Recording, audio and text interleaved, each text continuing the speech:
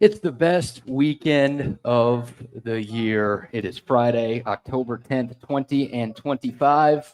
And OU still sucks. Thank you, Bucky. Appreciate that. Extremely much. Extremely much. Welcome in, everyone. This is the Red River Roundtable, broadcasting live from Harwood Tavern in downtown Dallas, just under 24 hours away from kickoff of the 2025 Red River Shootout between the Texas Longhorns and the Oklahoma Sooners. We've got 3 hours of live coverage getting you set for tomorrow's kickoff. Everything you need to know about the Longhorns and the Sooners. So many storylines, so much to dive into. The Longhorns, of course, looking to turn their season around and hand Oklahoma its first loss of 2025. We've got a full house here in Dallas. Joining me to start off this roundtable, right to my right, Eric Henry, Horns 24/7, and the Lone Star Playbook.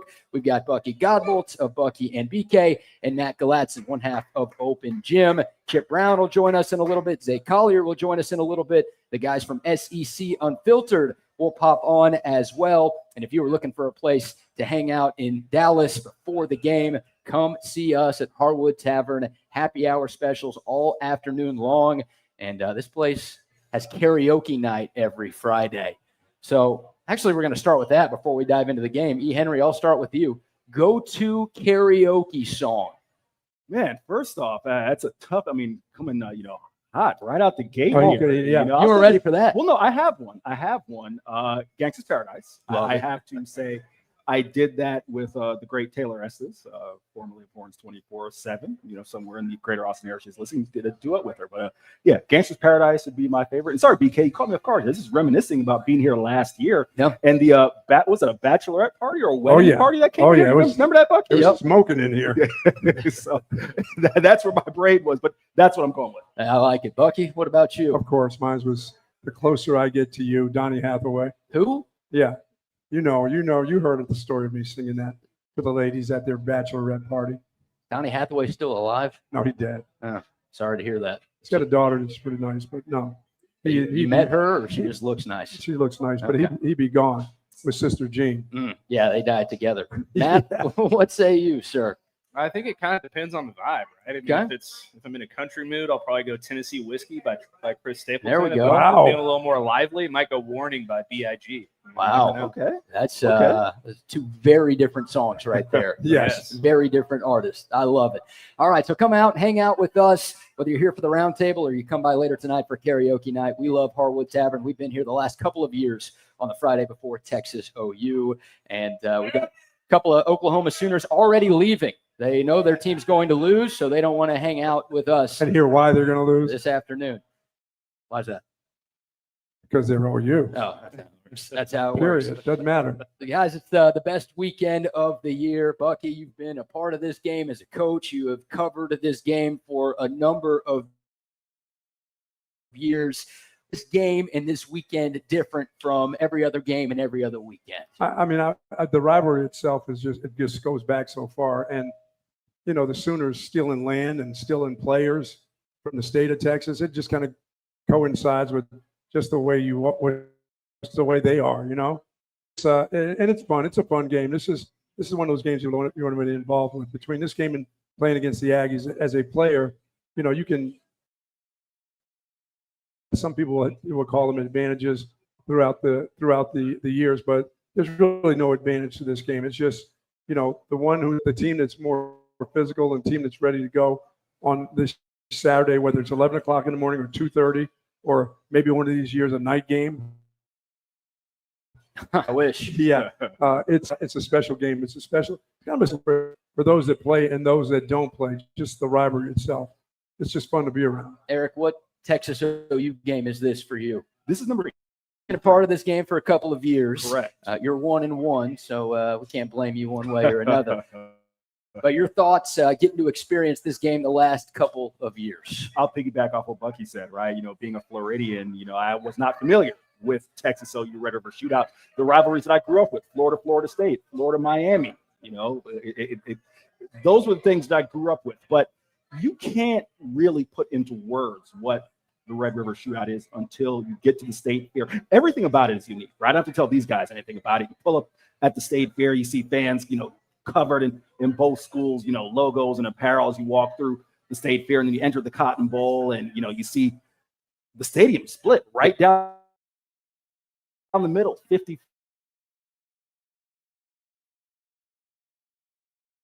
As a college football fan in general, to be able to experience it in one form or another. So it's been great, and definitely looking forward to, we'll see what's in store Saturday. Matt, what about you? How many Red River shootouts have you been a part of?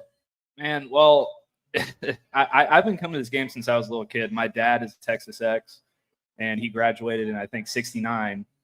And since I can remember, I've been coming to this football game, as a fan. And then I got into the media game about 10 years ago, started covering Texas full time about 5 years ago. I've been to every game since. I've been through all of it. I've been through 63-14 in the freezing cold win by Oklahoma, 45-12, Texas with Vince Young, all of the above. It's the most unique experience I've ever had in my entire life is covering football. It's really something special. Walking down the tunnel, having fans scream at you, all those different kinds of things. We even got to meet Ricky Williams when I was 11 years old outside the stadium, and he gave me a Snickers bar. His mom kind of snuck me behind security, and I got to meet him and get an autograph. There you go. Super cool. So, yeah, it's been the game that I've always looked forward to most every single year, and I can't wait for tomorrow. Buck, does that surprise you? Surprised me he gave up that Snickers bar. That's what's surprising. Not that he's sneaking people in. No, that's not surprising. The surprising part is he gave up some food to hand to a kid. That's crazy. Yeah, he likes the candy bars. Oh, yes, he does. He likes munchies, Ricky Williams? Oh, yes, he needs them. It's hard to believe. Well, guys, specific to this year's game, Matt, I'll throw it right back to you. Look, this is not the scenario Texas fans envisioned going into Texas OU, right? I mean, if you would have told somebody that one team is 5-0, ranked in the top 10, and the other team is 3-2, I think most people would have thought, hey, Texas is 5-0, right? They won that game in Ohio State. They beat Florida. They look like the preseason #1 team in the country. Unfortunately, that's not the case. The Longhorns with 2 losses already, and Oklahoma, after a very disappointing 6-7 2024, they're 5-0, ranked number 6 in the country. So for the Longhorns, if they want to turn their season around, what a golden opportunity for the Golden Hat to do it against their biggest rival. Yeah, absolutely. I mean, this is the biggest game on the schedule every year, regardless of being, Ohio State being the first game of the season. Everybody points to this one every single year on the schedule for a reason. It's the best rivalry in college football. Now you have an opportunity to go in and beat a top 5, top 6 team, whatever they're ranked now, and really set your season back on track, erase the doubts that have been there the last couple of weeks, a lot of which I think have been overblown for the most part. There's definitely concerns, don't get me wrong, but I think people are reaching a little bit too far into the cookie jar for some of these concerns. And I mean, this is a game where you have to win at the line of scrimmage. It's been that way for years and years and years. They got to win at the line of scrimmage tomorrow. And I think that's going to decide the football game. The offensive line for Texas, the left guard position, the center position, how can they hold up against an Oklahoma pass rush? They can get after with 4 guys or 3 guys like they did to Auburn and Kent State. I mean, Kent State's Kent State, let's be honest, but they did it against Auburn. That's an SEC football team. So I think that's going to be kind of the deciding factor, and it gives Texas an opportunity to silence everyone, which I think is very important. Yeah, Bucky, you and I talked about this morning. 25 of the last 28 winners in the Texas OU game has been the team that has rushed for more yards. So you talk about winning on the lines of scrimmage. You talk about winning in the trenches. You're the former running back coach. You've been a part of this. You know how important physicality is. Now, last week, Texas got bullied up front on both the offensive and defensive lines. Safe to say they need a big round if they want to win this game. Yeah, I don't know how much you change in a week. This is still a team, going to game 6 or so that you're still looking for some kind of identity. Yeah. And what's scary about the Texas team right now is, they had an identity when it came to defense, but now after what I saw last week, now they're starting to look around at each other a little bit. What do we stand for on the defensive side? Now, if you have back-to-back weeks of playing a team like Florida and Oklahoma, you got a lot to worry about for the remainder of the season. So the defense is trying to get better. The offense is still looking for an identity.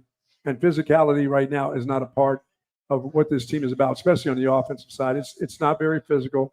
The offensive line isn't very physical. The running backs can't quite. They don't have a runner who has some explosion right now. They've got guys that are trying to heal up, play the best they can, and quite frankly, they just have a couple guys that they're not that talented. They're not in the kind of category that Texas is used to seeing in this game. And neither is Oklahoma. They've been searching for a running back for a couple of years. Sure. Texas has had running backs over the last couple of years. Now it's just a matter of what is the identity, especially for this football team on the offensive side. I think we're going to be looking for this identity, guys, for quite a few weeks now, even to come. Yeah, Eric, because it's going to change as the offensive line changes. for sure. Eric, I was going to ask that same question to you, right? Bucky's asking about the identity of this Texas offense. Do you have any idea what the identity for Texas is and what they can maybe rely on against what has been a very, very good Oklahoma defense so far this year? I don't, because they don't.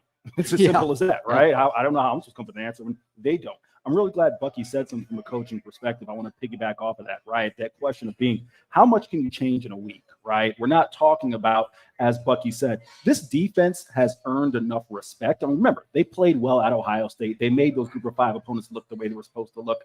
I'm confident that they can tweak things in a week, right? But this offense has shown us more or less the same consistency.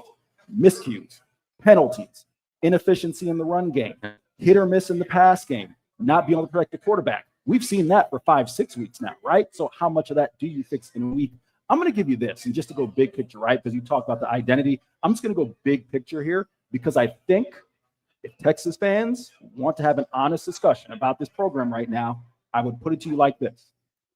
Guys, how many starters on this year's Texas roster would you take over last year's starters? Offense and defense? Offense and defense. We could run through them really quickly, and I promise you the answer will be 0. I don't know if you want me to lead up. I can run through the offense super quick. Golly, go ahead. All right. Arch Manning, would you take him over Quinn Ewers? From a potential perspective, maybe, but right now, no. Quintravion Wisner is a wash. Obviously, same player. I would take last year's Trey Wiseman over this Yeah, year. for sure. Is that You possible? would take last year's Trey Wiseman. Yeah. You look at the receiver position. Matt Golden, Isaiah Bond. Who am I missing? DeAndre Moore. Obviously, DeAndre Moore is a wash. Matt Golden, Isaiah Bond. You wouldn't say that you take any of these guys over those No. last right now. Come on, a kid right now from Gunnar Helm, tight end. No, Gunnar Helm was tight end. I'm having a brain fart right Jack now. Andrews. Jack Andrews, Yep. thank you, transfer from Cal. Jack Andrews is a guy I thought, had all conference type of performer, potential-wise, but you wouldn't take him over Gunnar Helm. And the offensive line speaks for itself. DJ Campbell, obviously a wash. You wouldn't take any of these guys over last year's group. It's the same thing defensively. Obviously, the defense is performing well. The only spots that you would say I would take someone over last year's group are kicker and punter. Now, you answer your own question as far as what this team is. Man, that's depressing. Yeah, it is. But that's why some of these guys get paid $300,000, $1 million to coach them up. They've been around. They know how to coach, and they've shown that over the last couple of years. But Yeah. I think when you talk about them, you're talking about talented players themselves. And part of the talent is you have to be pretty good yourself. You kind of self-make yourself in certain ways in football. But things like the offensive line, that's a part of coaching right now. And I think this is a coaching staff that's kind of lost when it comes to offensive line. They have a great offensive line coach who had some incredibly talented players that came into Alabama when he was there. Yep. And over the last 2 years here, they developed those guys. But sometimes developmental stuff takes some time. And you got players that may not develop until they are juniors, some seniors. But you can't have 5 or 6 of those guys that are starting on your offensive line. You just can't have that many. Somebody has developed quicker than the others. And right now, they're not developing. They're just not. They're not there where they need to be playing in the SEC.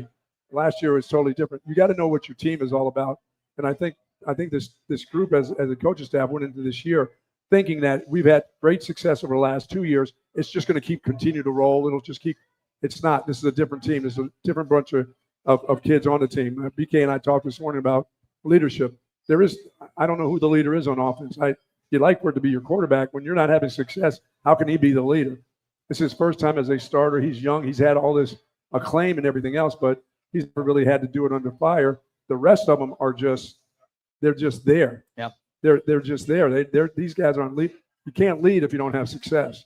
It's hard to be a leader with a lot of failures. It's just not. It doesn't work out that way. Now, we're not talking about a team that's lost all the games. We're talking about a team that has 2 losses, not all the games. They haven't lost all the games like some other teams in the nation, but your expectations of the University of Texas right now are really, really high. And so I think you're going to have to back that down a little bit. And that's hard for Texas fans to do after what they've done over the last 2 years. It just is. Yeah, well, look, you win this game tomorrow. I mean, Texas still has everything in front of them. I know talking about an SEC championship game and a college football playoff feels a little far-fetched with the fact that this team has 2 losses and the 2 games against Power 4 opponents that they played so far this year. But Matt, if they get a win tomorrow, you're looking at Kentucky and Mississippi State these next couple of weeks. You got Vanderbilt at home. Yeah, there's some tougher games down the stretch in the month of November, but you win this game tomorrow and nothing's guaranteed, but it feels like that can be a spark plug and a turning point for what this 2025 season could be. Yeah, I can already tell that I'm probably going to be the optimist on this panel today, which is fine. I'm usually more of an optimist when it comes to Texas because I think they do have a lot of talent. I think that, first of all, on the offensive line, I think you have to simplify some things. They're very complicated in some of the things that they do with the blocking schemes, like pulling Nick Brooks to go all the way to help the right tackle. It seems like a lot to ask of a true freshman who's playing in his first game. Those things are what they are. But yeah, you have an opportunity to set yourself up to get back on track and control your own destiny. And I mean, let's be honest, Kentucky, maybe they're a little bit of a gimme, but Mississippi State's not a gimme. They gave Texas A&M hell for 3 quarters, and Texas A&M just kind of pulled away at the end. They did lose their star running back, which could play a factor, but they're a very well coached, good football team. Yeah. Vanderbilt gave Alabama hell for a long time, so there's not a lot of wiggle room on this schedule. Regardless, then again, you are the University of Texas. You do have as much talent as you have. Say what you will about the development and the mistakes right now. The talent is there. So you should be better than a lot of these teams and be able to pull off some things down the stretch. It's just your margin for error is now thin as a razor. Yeah. So your margin for error is really, really thin when you're one of the most penalized teams in the nation. You're not playing good and you're dumb. I mean, dumb. It just doesn't work. Dumb football and bad football just don't. Bad combination. It's a really bad combination right now. Yeah. And BK and I talked this morning about so far it really hasn't been the reason why they lost games. Mm-hmm. They haven't lost enough games because they're dumb. But in the SEC, as you say, playing at Mississippi State, even playing a team like Kentucky, I mean, the dumbness can cost you a game in the SEC, and it can cost you an opportunity to get to the championship play. And I don't see anything that's changed. And we're not just talking about this year. It's an ongoing thing with this football team. It's like, the coach can talk about, we had these coming to Jesus meetings, but coach, your team still is dumb the next week. I mean, it almost like it just has to stop. It's not like a gradual thing. I tell BK, I said, can we cut it from this amount of penalties to this amount? Hey, how about just cutting it out? Because every time we look for something, every time we back it up, they either go the other way where there's more penalties instead of backing it up. How about just stop doing that dumb stuff? Well, they were so far behind the chains last week against Florida. Some of that was penalties. Some of that was just bad offense. But, Eric, I mean, we're talking about an Oklahoma defense that's first in the country in total defense, first in the country in sacks per game, TFLs per game. I mean, they're top 5 in pretty much every major defensive stat. You don't want to be behind the chains against UTEP or Sam Houston. If you play that game tomorrow, then it could get ugly. Yeah, BK, and listen, I heard Matt say he's going to be the optimist today. And again, I'm not necessarily pushing back on Matt. It's just I have to be given a reason to be optimistic, right? Let's call a spade a spade. Texas has 3 wins against Group of 5 opponents, and not even quote-unquote premier Group of 5 opponents. They're against the worst Group of 5 opponents you have in Sam Houston, UTEP, and San Jose State, teams that are combined 3-13 on the season this year, right? That's just calling a spade a spade. When they played power competition, the offense has looked horrendous. The defense, one game they looked great, one game they didn't. So there's that. To your point about playing behind the chains, it's a question I asked Steve Sarkisian on Monday. I wish for a little bit more substantive of an answer. But again, I as media members, we're not owed an answer by coaches, right? We can hope for an honest answer. Yeah, we are. We're owed that. Well, here was the answer. The question I asked Steve is say, hey, some of the issues you're having on offense, whether it is the sloppy play or whether it is the inability to convert in later downs, how much of that is inexperience, as Bucky talked about, the fact that this is a young group, some of these guys may develop later in their career, or is it preparation during the week? Steve Sarkisian said, hey, it's a combination of everything, right? Yeah. You can't so pin him down on one answer. I get that, but the fact of the matter is this, as he eventually ended his answer with, because you cannot run or hide from this fact, if you're going to play at 2nd and 12, 2nd and 13, 3rd and 9, 3rd and 8, you will not convert those, and that will make you a team that is one-dimensional, that either A, cannot run the football because they're not in favorable positions to do so, or B, dependent on chunk plays, which have been hit or miss this year. So again, I'm trying not to, listen, I think Texas will put a fight. So to be clear, I don't think this is going to be some 50-0 blowout tomorrow, right? I think Texas will put up a fight. But based on what I've seen this year and what you said, the way Oklahoma is playing against better competition, I have to lean towards Oklahoma right now. Well, talking about the running game, by the way, you at least got a longer answer than Chip Brown did on Monday. Yeah, got to block better. Yeah. Yeah, Chip Brown had the very first question of Steve Sarkisian's Monday presser, and he asked about the offensive line, right? Is there anything you could try? Is there anybody you can play? And Steve Sarkisian hit Chip with this. Got to play better. Got to coach better. Got to play better. Got to play better. Got to coach better. Got to play better. Riveting stuff from Steve Sarkisian there. So, That's worth $12 million. yeah, how do you coach better, Buck? You're the former running back coach. I know you're not an offensive line coach, but Texas clearly needs to get its run game going a little bit. You know, the combination of Trey Wisner, Christian Clark, and Ryan Niblett, 11 carries, 15 yards against Florida. Nobody needs us to tell them that that's not going to get it done in a rivalry game like this. But what would you like to see Texas try? Like, how can they coach better? How can they play better just 7 days after what we saw last weekend? Yeah, I mean, you can coach as hard as you want. Sometimes they're not listening, and sometimes it's just not sinking in at that moment. If they sink in a week later, hey, did you see more film of this? Yeah, I saw, Coach. Here's what I really, really need to do. Just because you say things and tell your coaches we have to coach better, that sometimes it's just not enough. And we've seen when they're playing teams like Florida right now, as I said, it's a different group. This is a different season. It's a different group. What are you going to do, Coach, to help them? Because right now they can't help themselves. Yeah. They're struggling. They have a hard time getting out of their own way. So there's going to be some things that you have to do. And hopefully tomorrow is the time that you see some different things. You can't just roll out the same offense that's been rolled out against Florida and even the one that was rolled out against Ohio State where they had some success. But, dude, we've seen against UTEP where they've struggled at certain things. So you have to then start doing some different things as a coach. And I know it seems kind of weird. You're going to start trying stuff in week 7 and week 8. Well, yeah, you better. Your team can't just do the things that you've been doing. They're having a hard time, doing those things. And it's up to you to find ways to help them out, whether it's max protect. Nobody likes to max protect because you don't get enough guys out and everybody's dropping back into the secondary. Then if you're doing certain things, you should be able to run the ball, 2 high safeties and all that. You should be able to run on a group. But if your guys aren't physical enough and you're switching guys from guard to tackle to guard, you got another center in there, it's just hard. These are things that they should have gone into the year knowing where their deficiencies were. That's why I said I believe this is for the first time in a while, this is a coaching staff that doesn't know the players. Sark, prides himself on we're very personal with them. We're really close to our players. I don't think he knows the guys that he had. I just don't think he does. I just don't think he knows the players as he may know them as, they're good kids off the field. They go to class. They treat their mamas right. But as football players, I don't think he knows what he truly has as players. BK, I'm just going to piggyback off something Bucky said. Yeah. I heard Steve Sarkisian say this. I want to say it was a week or 2 ago when I asked him about the offense, kind of the evolution of learning these guys. He said this was prior to the Florida game. Hey, we now have 4 games worth of film to evaluate what these guys do well and try to play to those strengths and maybe try to remove some of the things that are against their weaknesses. To Bucky's point, right? When you look at the 2 years prior, veteran teams, right? Veteran groups. Yes, they may have brought in, the transfers of receiver, but for the most part, you talked about it. They knew these guys' strengths and weaknesses. I think that point that Bucky made is really key. There is still a learning process both ways, whether it's the players learning what Steve Sarkisian wants to do, or whether it's his coaching staff learning what they can do. And unfortunately, it's on-the-job training.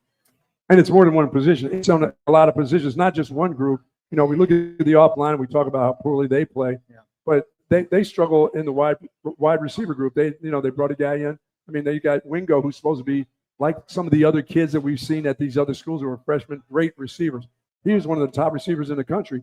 He looks like an average everyday Joe playing wide receiver. He's inconsistent with catches where he can go up and just at 6'2", you should be making these catches, non-contested catches that go through his hands. Now he'll make a nice catch over the middle, but I'm holding my breath even on that. Please catch this ball. Please catch this ball. But some of the other things, I mean, Emmett Mosley you're going to find out that's going to be a key guy, and it's just too bad he hasn't really got into the group. He's missed a couple games with injuries. That's too bad because he looks like a player that has an awful lot of confidence in himself, like Matthew Golden when he came here. Yep. They didn't need to coach that dude up. That dude came here. He was ready to play. All he was doing is looking forward to putting up some numbers and going to make some money in the NFL. And I think Emmett Mosley is one of those guys. Damn it, if he would have been here earlier or had an opportunity to be coached up by, I still think Chris Jackson is a fantastic a coach. But I think he's one of those self kind of made guys too. He's just injured. You can't do anything about that. Certain things you can't help. Trey Wisner, you can't. They found lightning in a bottle with Trey Wisner last year. On a weekly basis, I've been around a lot of running backs. I don't know where he would stand if I saw him as a player and what he could do. There's some things he could do, but he had a decent offensive line to help him out last year. Yeah. Now when he's got to make things happen himself, it's not that much fun. Plus he's been hurt. I mean, a part of the game, you get hurt. I mean, and sometimes you don't come back as quick, and sometimes you don't come back as strong. And so some of the things that are happening are just football things that happen to football players and happen to football staffs. But this is going to be some tough, hard talking after this season, I believe, because I don't know if they do turn things around. Yeah, you can win this game, win a couple, but I still think there's some other things that are going to happen along the way. It's just. And you're already talking about the off season? No, I'm just saying there's. Come on. I don't see enough good things. I don't see enough really positive things. Steve Sarkisian talked about how I was really happy to see Arch didn't give in under a lot of pressure last week. He hung in there. Well, hell, he's at Texas. I hope he hangs in there. I hope he didn't quit. I hope he didn't think about quitting in the fourth quarter. Yeah, football's tough. It's going to be tough on him. It's things like I like the way they play. I like their hard fight. I don't care about that. God, my God, they play at Texas. You play at Notre Dame, you play at Oklahoma, you play at Alabama. You better be pretty tough in the fourth quarter, and no, you better not quit. While you're playing, if you have a thought of your guys, letting you down in the fourth quarter because things aren't going my way. I think I'm ready to quit. I want those guys on my team anyway. Matt, say something positive here, quick. Well, look, I think that you can look at it that way, Bucky, and I totally understand that. But also, I think if you put any other quarterback in that situation, whether it's Carson Beck or Ty Simpson or, name another quarterback in college football, they're going to take hits. They're going to get rattled. It's gonna really affect you when you're getting hit 8 times. You're getting sacked 6 times. You're getting pressured 35 times on 42 dropbacks. So I understand what Sark is saying. Like, I'm also very encouraged by what I saw from Arch, from him not, getting rattled by pressure and throwing the ball too early and making. I know he threw the 2 interceptions, but he was really hanging in there tough and hitting tough passes down the field despite all of that pressure that he faced throughout the game. And that's something that you can take heart in, that, like, okay, this kid's finally taking steps forward. Yeah. And then on the other side of it,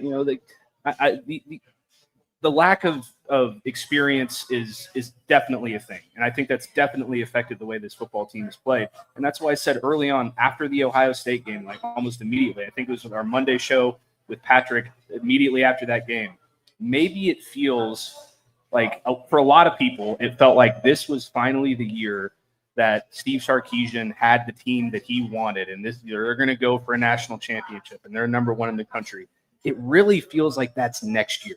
Once he learns all these younger players and they develop in the system and they kind of, grow together, because when you have new starters at almost every position outside of right guard and left, and really just right guard and running back, it's going to take some time for those guys to gel together. And I know, look, it's the University of Texas. We expect to win every single game. We expect to beat all of our opponents across the field. But sometimes when you're in a position where you've been to 2 straight college football playoffs, you've had 27 players drafted, maybe there's going to be a little hiccup the next year.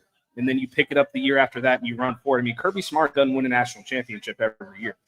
You know what I mean? So right. It's just this is the development year, and people just don't want to hear that.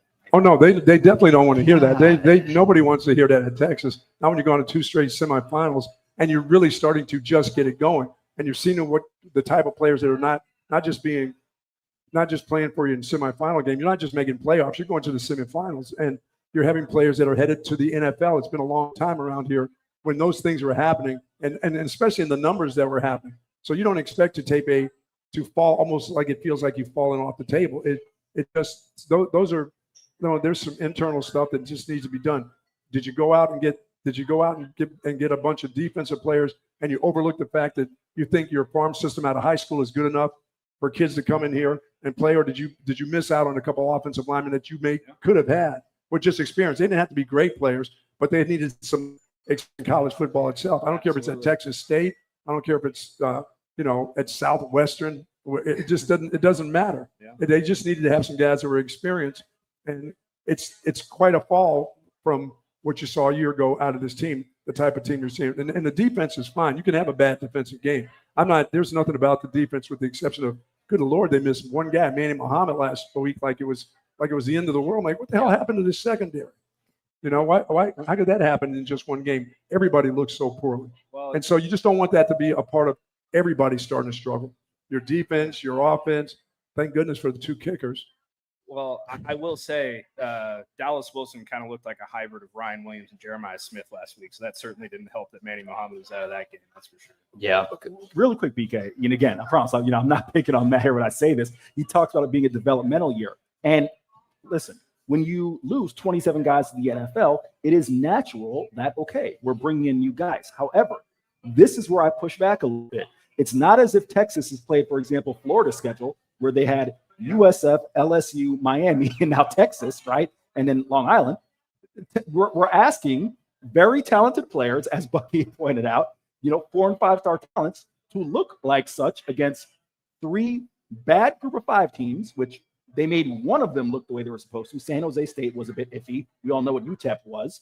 And then, okay, the Ohio State game, season opener, that wasn't a blowout, but if you want to give them past season opener, that was a 1-3 Florida team that is incredibly banged up. If you look at their injury report that came out yesterday, half the damn roster is out, right? So it's not even like they're playing DJ Lagway on one leg. So I don't think, while I agree with Matt's overall 10,000 point view that, yes, this may be somewhat of a developmental year. If you look at the 5 games they've played this year, it's not as if they've come out and played, top 25 every single week. Right. And BK knows, before the season even started, I worried about the Florida game.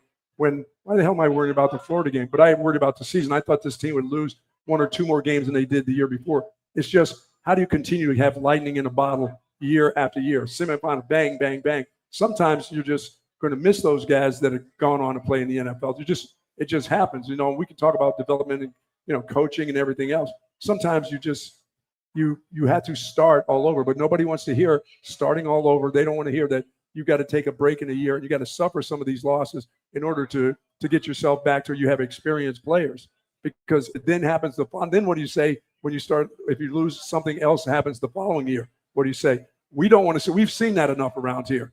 We have now gotten spoiled to the last couple of years of getting to semifinals. Now how do we get over the hump from that point on? Right. And now we wanted to get over the hump this year very badly, number 1 in the nation starting out, Arch Manning coming in. We took ourselves, and the media took, and everything else, and the success that Texas has took us all over, almost over the top. And we can't go back. We can't. It's going to be hard to talk about going back.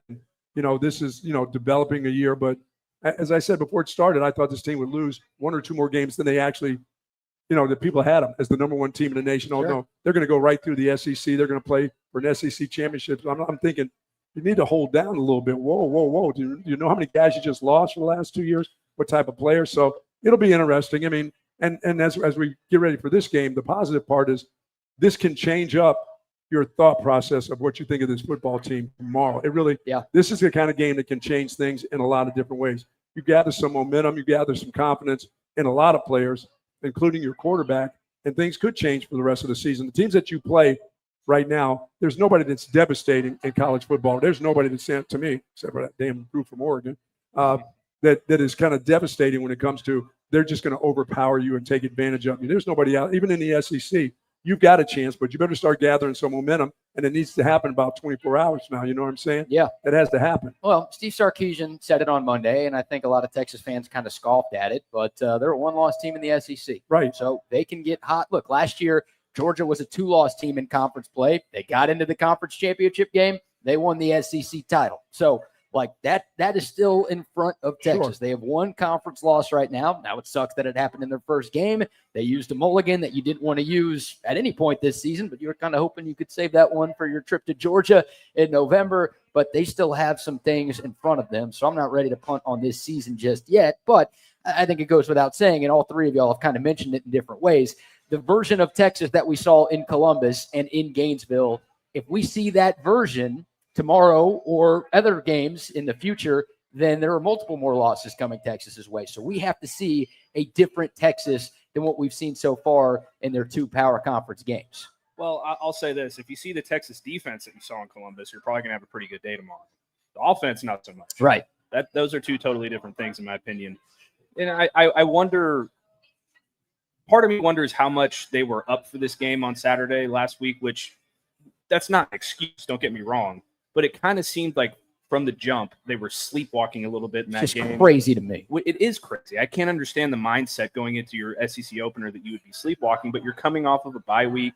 They just didn't look like themselves in any way, shape, or form. Granted, they have been very imperfect this year in multiple ways, but like I don't understand how that happens. I think you do have to give a little bit of credit to Florida because it seems like they figured a lot of stuff out, particularly giving Jaden Ball the ball a lot when he hadn't been getting it.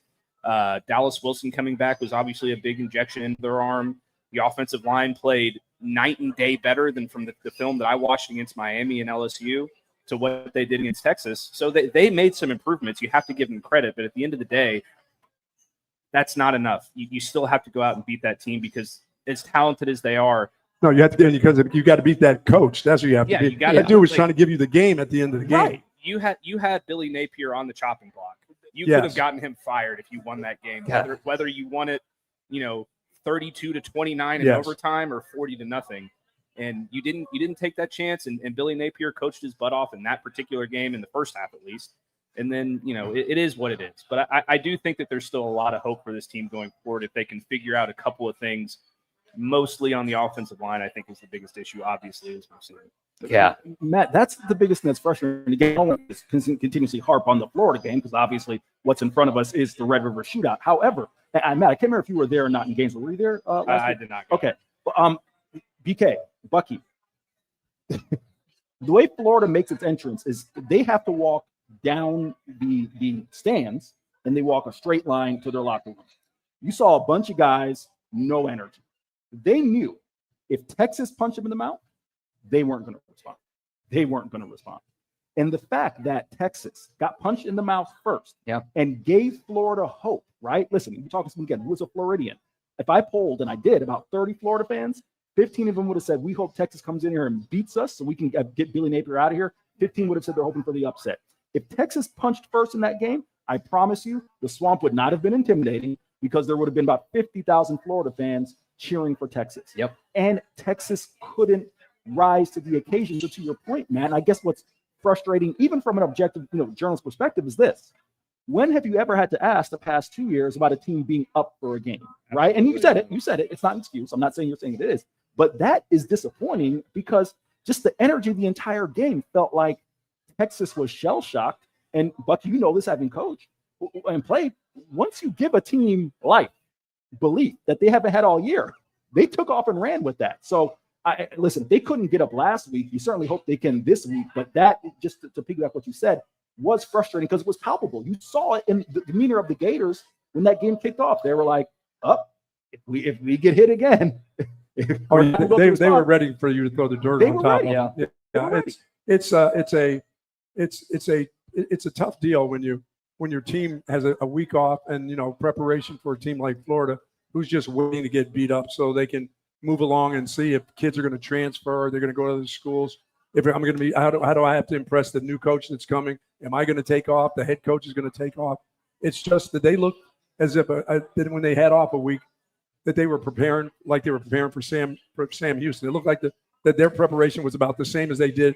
This is a whole different animal they played last week. And this week is even more different than that because you don't need anybody to prepare you to play OU or to prepare you for Texas A&M. But anytime you play in the SEC now, it's the same thing. You got to prepare the same way, but you can't prepare the same way you prepare for Sam Houston. Yeah. You can't look like that's how you prepare. I would say in 4 out of 5 games Texas has played this year, and definitely in the 2 power conference games that they've played, they've been starting too slow, right? The offense was non-existent for 2 quarters in Columbus. Texas went down 10-0 early against Florida. It started to get up off the mat, but it felt too little too late. Steve Sarkisian on Monday was asked, hey, the fight in the second half was great, but can we not have to play from behind in these games? Sark was asked, where was the fight in the first half? Here's what he had to say. It's always the age-old, challenge as a coach. You think you push all the right buttons all week. Nothing indicated to me that we weren't going to come out and play really good. from the first play, we have an opportunity to seize all the momentum in the game. It's a great hit by Grayson Littleton. The ball's on the ground. And I'm not saying that would have changed the whole outcome of the game, but man, we recover a fumble right there on the, whatever it is, 30 or so yard line going in. Maybe a different game. So you have to seize moments in games. You have to seize opportunities. And I thought we had some, and we had opportunities to seize some moments, and we didn't capitalize. We have a shot play to Emmett Mosley. We just miss. Protection's a little leaky. We have a double pass. We just miss. We have a fumble on the ground. We don't recover. And so, in really good teams play on the road, you got to capitalize on opportunities when we're there, and we just didn't. But again, like I said, the line of scrimmage was probably the more frustrating thing, and I take responsibility for that because again, I felt really good about it going into the game. It just didn't come to fruition the way I had envisioned it. And so we've got to get back to the drawing board to make sure we're ready to go. Yeah, he's a head coach that's never going to tell you, I feel like shit. I wasn't. My group was not prepared. He's never going to say that. He's never going to say that about his coaches or his players. I mean, he may say that to himself. And, when he gets home after these games and looks himself in the mirror and said, you know what? I didn't prepare my coaches well enough to go send out the message to my players. Right. But he's not going to throw his players under the bus or his coaches. He throws himself under the bus pretty much a lot, probably, and especially the way things are going right now this year. But and that's fine. But the slow starts are. I don't get it. I mean, your quarterback who's been struggling, who's a young guy, I said if the game starts at 2:30, that guy doesn't show up to the game until 4:30. You can't do that. No. You can't do that. That's too late. He has to start the first snap he gets in the game. He has to be ready to go. And then I won't have to hear about how well he really came back in the fourth quarter and how hard he fought. How about fighting hard in the first quarter, the first two series, and getting on the scoreboard and getting some things done so that your team will take on your personality, and you are a leader. Now they're going to take it on. And that goes for the offensive linemen too. That all permeates around everybody when those things happen. But when your team is still struggling and it's, okay, now we're down, we're going to really crank it up here in the late, third, beginning of the fourth quarter. That's hard to do that in the SEC and win a bunch of games, especially against this Oklahoma defense. Eric, this week it'll be really hard to do. Eric, I know you're rolling in a couple of minutes, but here's my hope tomorrow, right? Like obviously you want Texas to get off to a fast start. You want to see that every week. You look at Oklahoma's schedule. They played one road game so far this year, and it was at Temple. Right. That was basically a home game. There were more Sooners fans than Owls fans in Philly for that game. Texas has played at the Shoe and at the Swamp, two of the toughest venues to play in college football. Now, Texas didn't handle either situation all that well. They're 0-2 in those games, but they've got guys who have played in hostile environments before. You look at Oklahoma. John Mateer, this is the craziest crowd he's ever played in. Torrey Blaylock, their leading rusher, is a freshman. He's never been a part of this. Michael Fasusi, some of the guys that they have up front. Deion Burks on the outside. There are a lot of guys on Oklahoma who have not experienced an atmosphere like this. My hope is because Texas has played in those two crazy road atmospheres that they're not fazed by the craziness of the Cotton Bowl, and maybe they can be the team to throw the first punch. No, I agree with you there wholeheartedly. And you take a look. Here's the thing I think has been most surprising for me, and again, I understand that this is a mostly new roster or guys are stepping into new roles, but remember, Texas, if you look at the top 12 largest college football venue or football venues in America, Texas has wins at like 5 of them, right? Go Bryant-Denny Stadium, Michigan Stadium. There's a couple more I can't remember on the top of my head, but this thing were the past 2 years, right? They've gone to hostile environments and won. Kyle Field. Thank you. Kyle Field's another one, right? So, yeah, you talk about being battle tested. You would think if this year's group has some sort of an advantage over OU, and I think the defenses are a wash. Again, I'm very high on Texas defense. I think last year was an anomaly. Last week was an anomaly. I think styles make fights. I think Florida center Jake Slaughter is one of the best in the nation. I know Matt was talking about watching the tape. Jake Slaughter, his ability to get that line set and really neutralize that interior defensive line, I think is unique. I don't think Oklahoma will be able to do that on Saturday. But yes, to your point, you would like to think that some of these atmospheres and again, some of Texas's best players, Anthony Hill, Michael Taft, Manny Muhammad, Colin Simmons. Colin's been performing the way you'd like, but they've either been in this environment before or they're from Dallas. So they want to go out. Yeah. Right? So yes, I do think to your point, whether it is John Mateer, Mike Hawkins, whoever it may be, Deion Burks, missed last year's game. This is going to be new for them, and they'll have to learn how to fare in that environment as well. Matt, how does Texas get off to a fast start tomorrow? How can they land the first punch? And instead of playing from behind against an elite defense that you don't want to play from behind from, phrasing.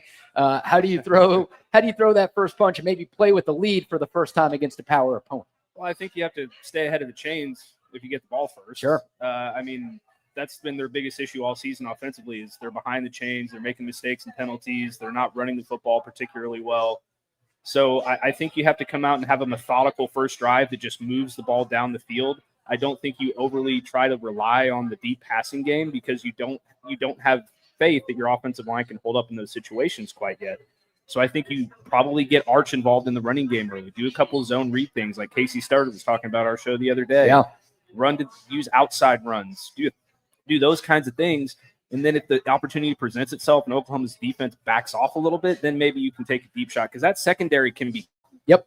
That's absolutely the weakness of their defense. The front seven is amazing, but that secondary can be gotten. So I think that if you just got to wait to take that shot, and if you have a methodical drive, you get down there, you score a touchdown, get Arch, involved early, get him hit early because he gets activated by being hit early in the game, then that'll give you a good opportunity. And then defensively, I really just think you gotta get them off the field in a 3-and-out or maybe one first down.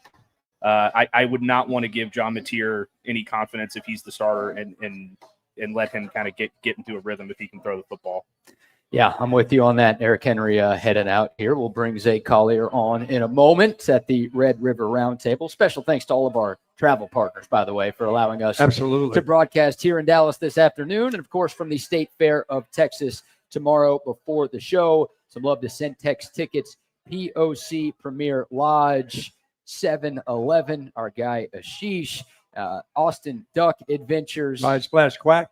Thank you very much. Hay City Store and Ice House and Sleep Cycle Center as well. All of our fantastic travel partners, again, allowing us to bring live coverage, boots on the ground from here in the Metroplex for the best weekend of the year. Buck. Yes, sir. I'll ask you the same question here. How does Texas, it's a stat that you and I have talked about a lot on our show. Steve Sarkisian and Texas have now played in 35 games since the start of the 2023 season. They've scored points on just 10 of those 35 opening drives. So it's not just this year where they've struggled to get off the good starts offensively. How can they, if they get the ball first, get the ball second, it doesn't matter. How can they, when the offense trots on the field for the first time tomorrow afternoon, how can they find a way to put at least 3 on the board? Well, they got to get on the perimeter with the running backs that they have. They got to be a part of the game plan, or you just got 2 guys in the backfield or 1 guy in the backfield just wasting time. So to try to outflank this group is the best way. Make them run to you, and they can run. I'm not saying that, okay, if you get outside, they're not coming. They're still coming. Their linebackers can run. Their secondary guys will come up and hit you too, but you got to try to outflank them. You're not going to win this game between the tackles. Your offensive line is not physical enough in 1 week to say we're going downhill against Oklahoma. You can try and keep on trying all you want to on first down, and I can ask for 4 yards a clip or 3 yards a clip or 2 yards a clip on first down, but you're going to get about 1, and you're going to end up throwing the ball for the next 2 downs. But you can outflank them. You can get your running backs on the outside, dump it off, and let them go. And even at this level, they got to be good enough to make somebody miss. If you're a good enough runner to be at Texas, you're good enough to make some linebacker miss every once in a while where you can make 6 or 7 yards. Sure. It's as good as a run. I don't want to see them spend time at, let's try counter inside, and we're moving guys who aren't used to pulling, and we're just replacing a guy at guard, and now you're going to ask him to pull and block a guy on the outside. You don't have to try too many things, but you got some simple stuff. You can just swing a ball out to a guy like a toss sweep, or you can take Wingo, and I don't mind doing him a couple of reverses on 4 or 5 times. Do you? Jet sweep. If I have to, I'm putting it in his hands. Sure. He can make him miss. Yeah. He may be Texas's best downhill runner right now. No, Arch is their best Sorry, downhill runner. Arch Manning number 1, Matthew Caldwell number 2, Yeah. Ryan Wingo number 3. They're the best running backs that they have right now, but it's not a bunch of things. You're not going to, invent the wheel all of a sudden in a week with this group. It's just there's too much of a learning curve for a lot of guys who are really inexperienced in even the positions that they're playing. So you don't want to get outside where, you can get behind the chains, and that could happen if you just turn around and just hand the ball off. You're going to get behind the chains against it. You're going to have some success every once in a while. Your guy's just going to beat their guy, but often or not, their guys are a little bit more powerful than your guy. So Sark, You make a lot of money. Outthink them. Find ways to get on the perimeter with your guys. There's reverses or things like that.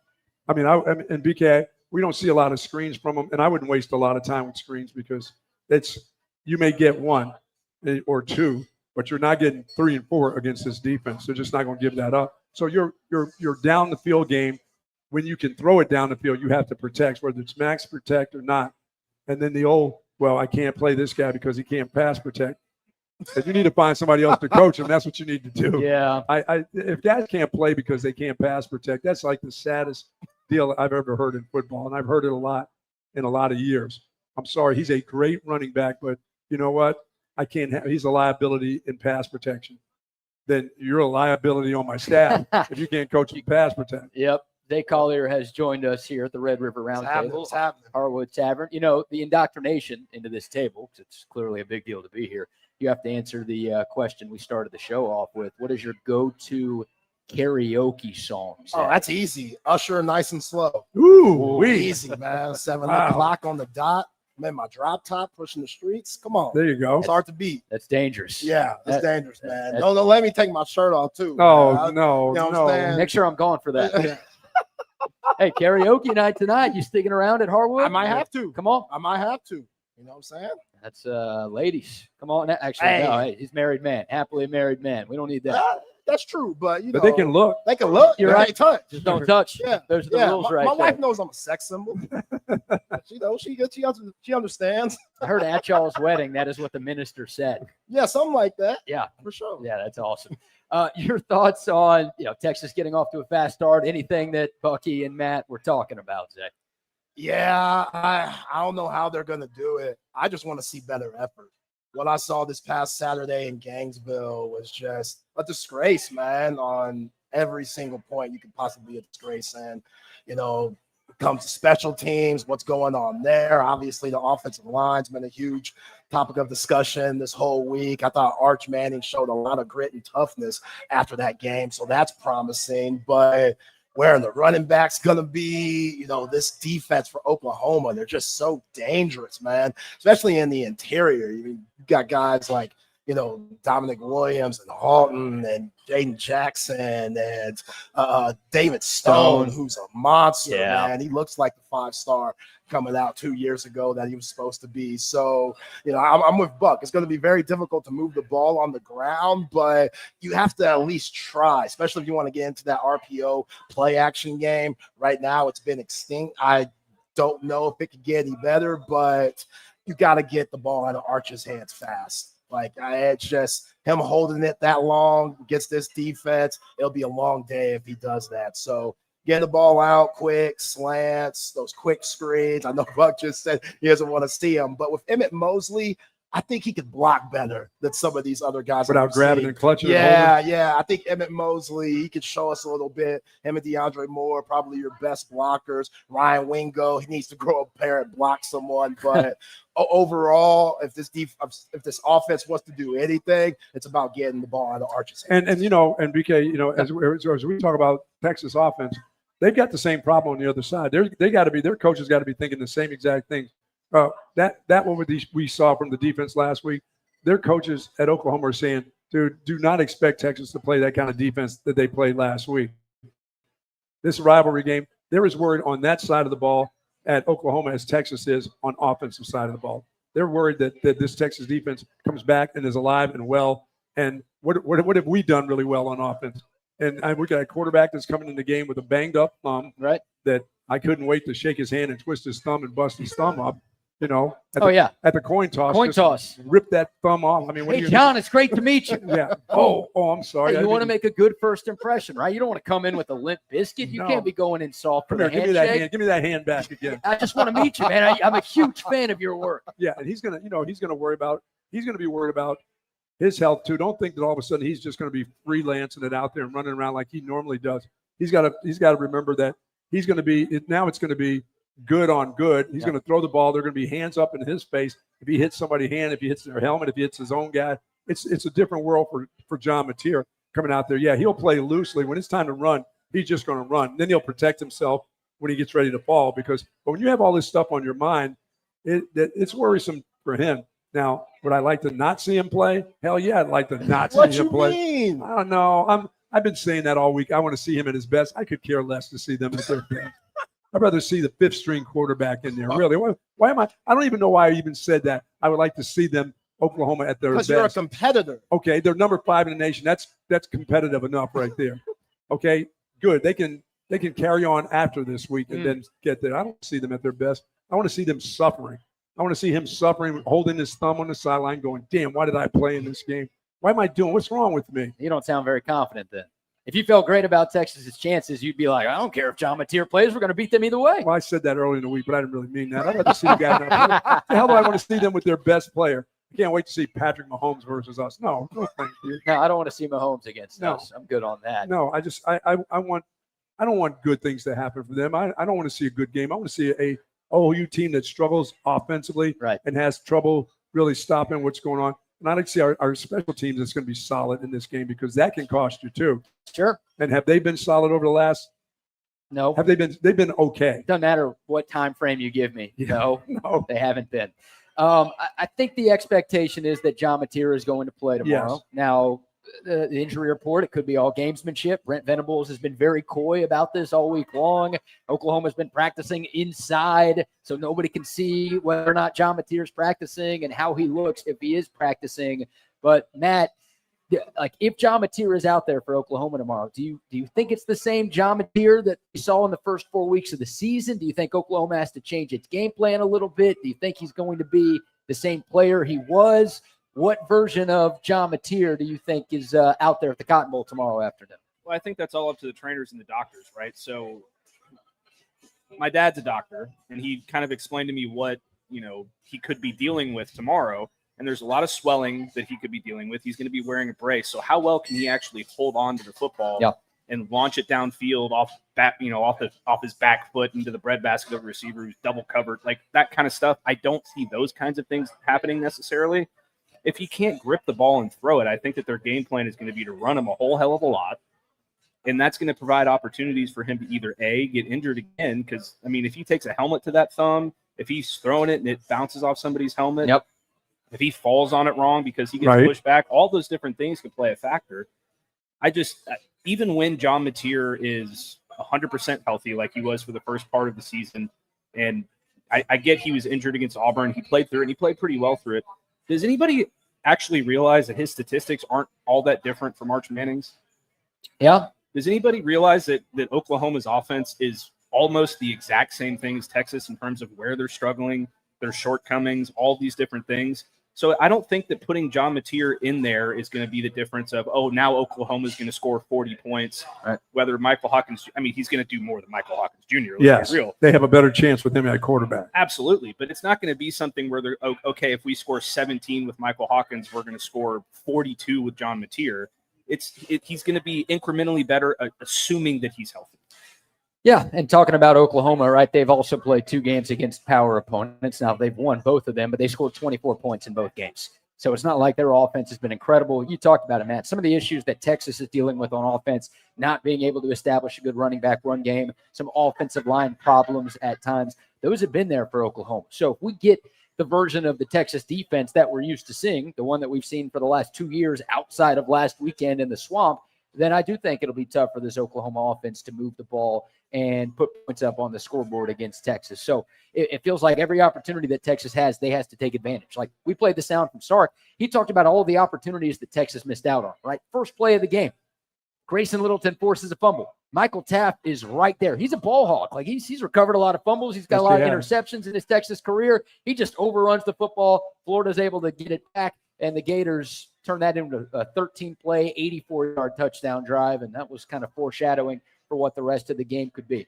Obviously, you had Arch Manning miss, who was it? Emmett Mosley on a deep shot touchdown. You had Ryan Wingo throwing one to Jack Injuries that could have been a touchdown, but he overthrew him as well. Like, Texas had their opportunities last week. They just couldn't take advantage.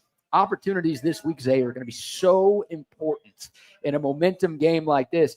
Texas has to cash in because they're not going to be easy to get against this elite Oklahoma defense. When you have those chances, when Sark is able to scheme somebody open, when Oklahoma does have a little bit of a breakdown in coverage, when your offensive line actually does hold up in protection for a few seconds, you've got to make sure those are positive plays and not those near misses that you just had. Yeah, just play clean football. I heard y'all talking about it earlier. 10 penalties is ridiculous, man. This team has been so undisciplined.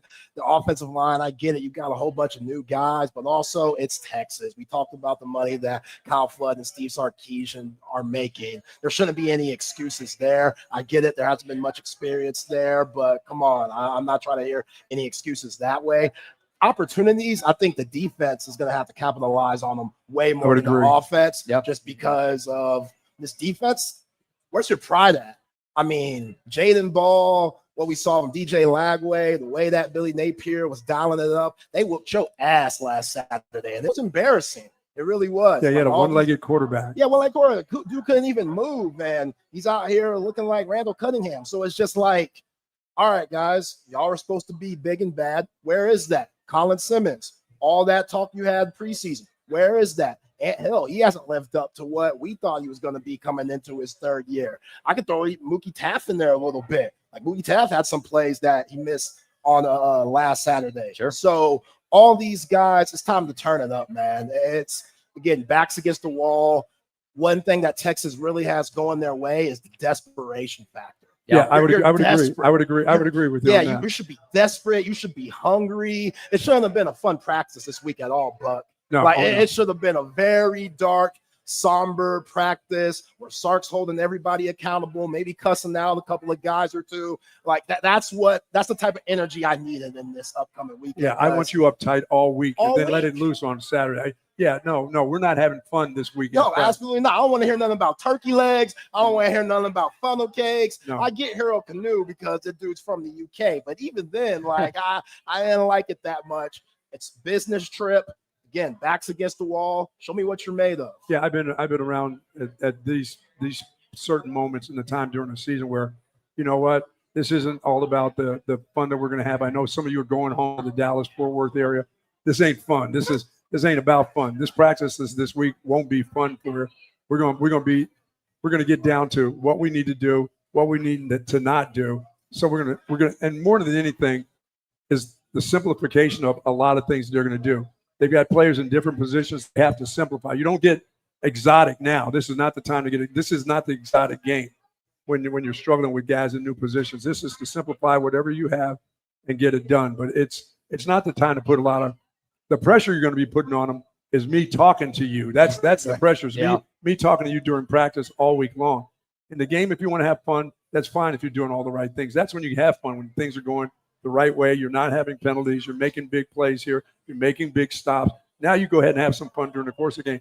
But this week is not fun. This week could not be fun with them. You're right to say this week had to be hard. Or it had to be horrible from what we've seen, because that's not the expectation of what we're used to seeing over the last 2 or 3 years at Texas. And you can't, like I said, you can't go backwards and say, okay, we'll get it going the following week. Okay, we don't play an Oklahoma defense like this.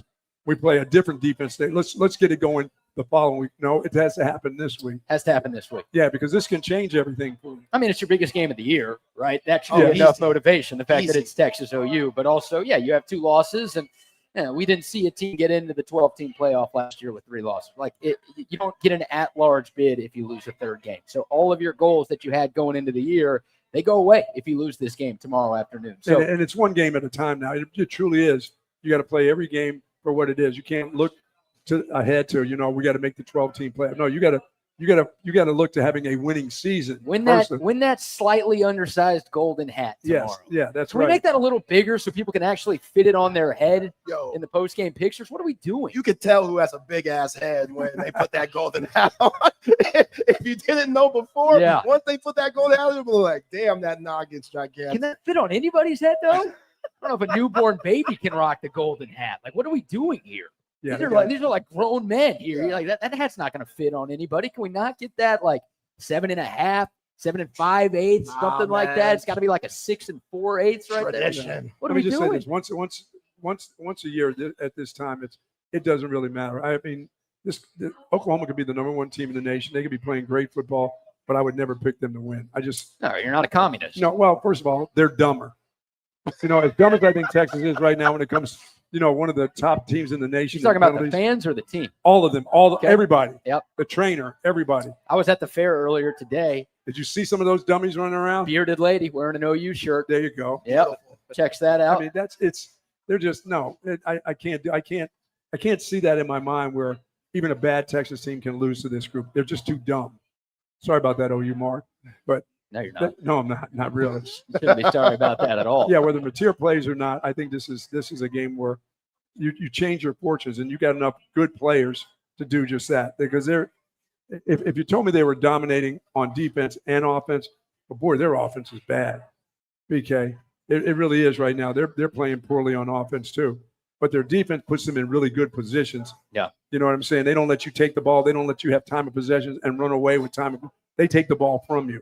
Now, if Texas can get back to playing the kind of defense that we're used to seeing them do, they need to have some takeaways themselves and help out this offense, which they've been doing for 2 years. They really have been helping this offense.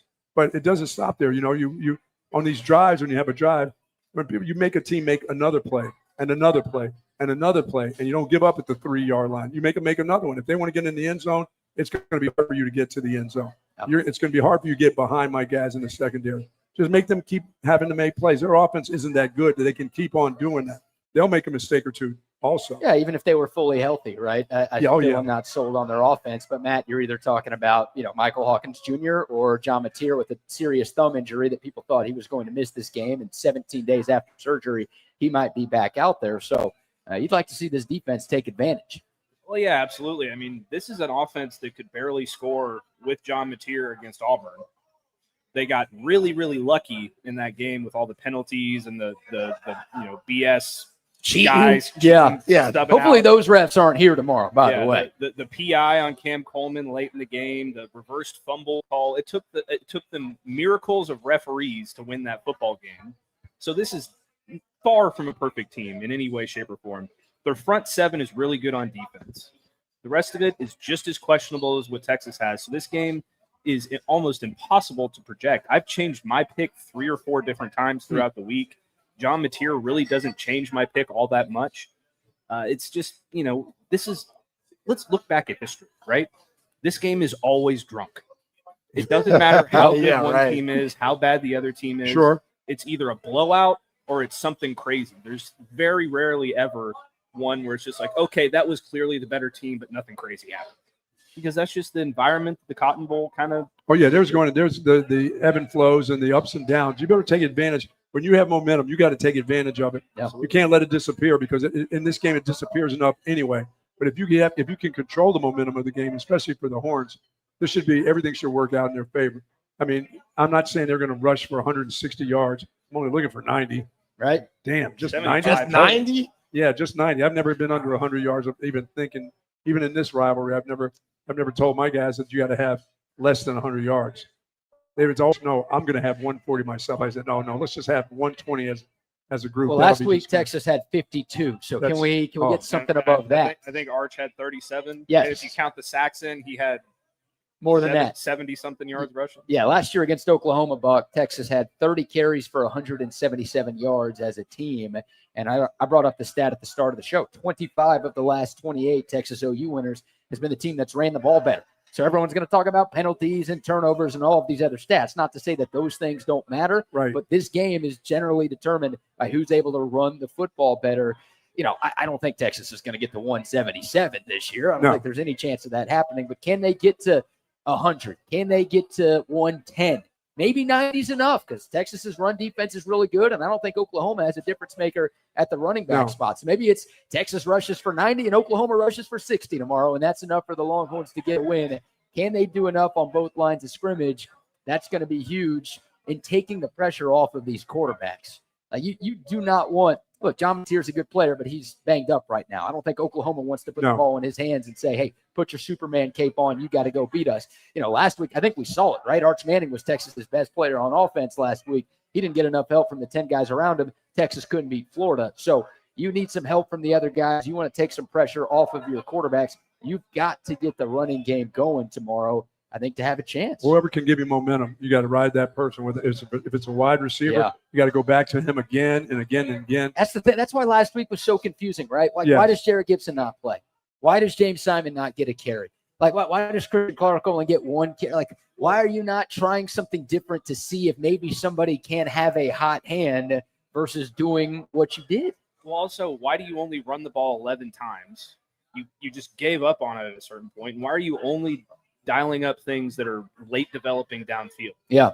Like, I know Bucky doesn't like screens, as I've just learned, but like that's a way to kind of halfway run the football at a certain point. If you can't get a push up front, your running backs can't get anything going, get it to the outside to your explosive receivers. Like, do things that are quick. Oh yeah, those guys will be in there quick. But believe me, they're going to be screenable because they're going to be in the backfield in a hurry. Right. Yeah. You know, but you do still have to lay a glove on them before they get to the backfield. That's what I'm saying. They don't put contact on nobody a lot of the time. Yeah. Like, it's like guys don't know where they're going. Like, listening to Casey Stutter with Matt Patrick and stuff. And then we had Dan Neal on. It's just, both of those guys talked about there's just so much miscommunication.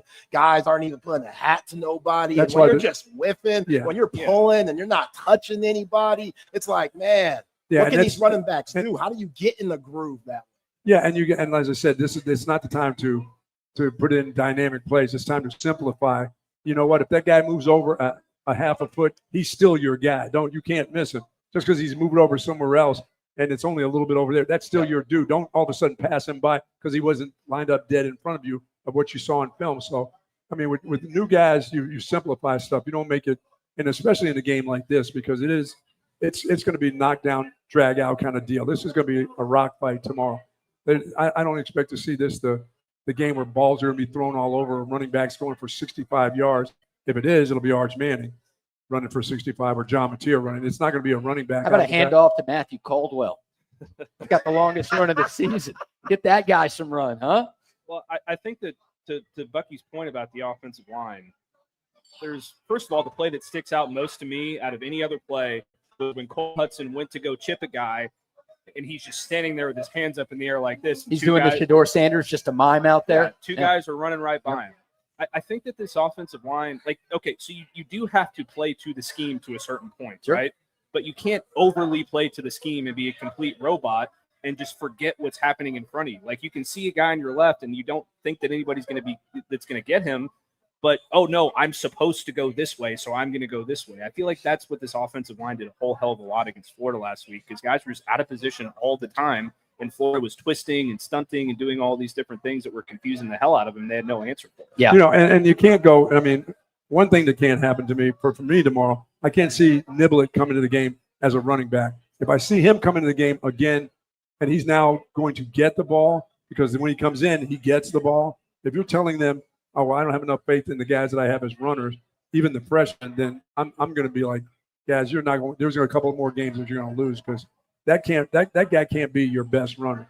He's played 80 different positions. How can he be good at anything? I mean, seriously. Last year he was a corner. His first year he was on the offense. Now he's back on the offense. How about doing something well first and getting that down before you get to play like 5 other positions? He's a good punt returner. Well, he's really good at letting the ball hit the ground and then roll for a little Catch bit. the ball. Catch the ball, but no, he's a good athlete. But yeah, I mean, I don't know why you would get put him in a position where he's going to be explosive enough to really help you out. And I guess punt returns, same at a running back, he's not.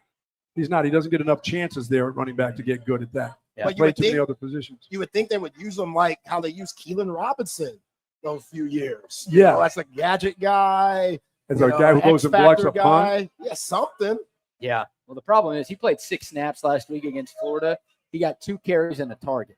So it was like every time he was in the game, they were trying to give him the ball. And I think Florida realized that. It's like, oh, 21's out there. Watch 21. Like, you got to have him as a decoy. You got to have him as a decoy at some point. Like, you can't only bring him in and it's like, oh, shit, we got to get 21 the ball right now. We need a spark. Let's put him on the field. It's like Oklahoma's going to see that on film and be like, okay, if 21's out there, we got to make sure we're paying attention to him. And I'll say this. I don't know what they'll do tomorrow. I mean, suggesting things in a week of practice after you've seen them not do it very well.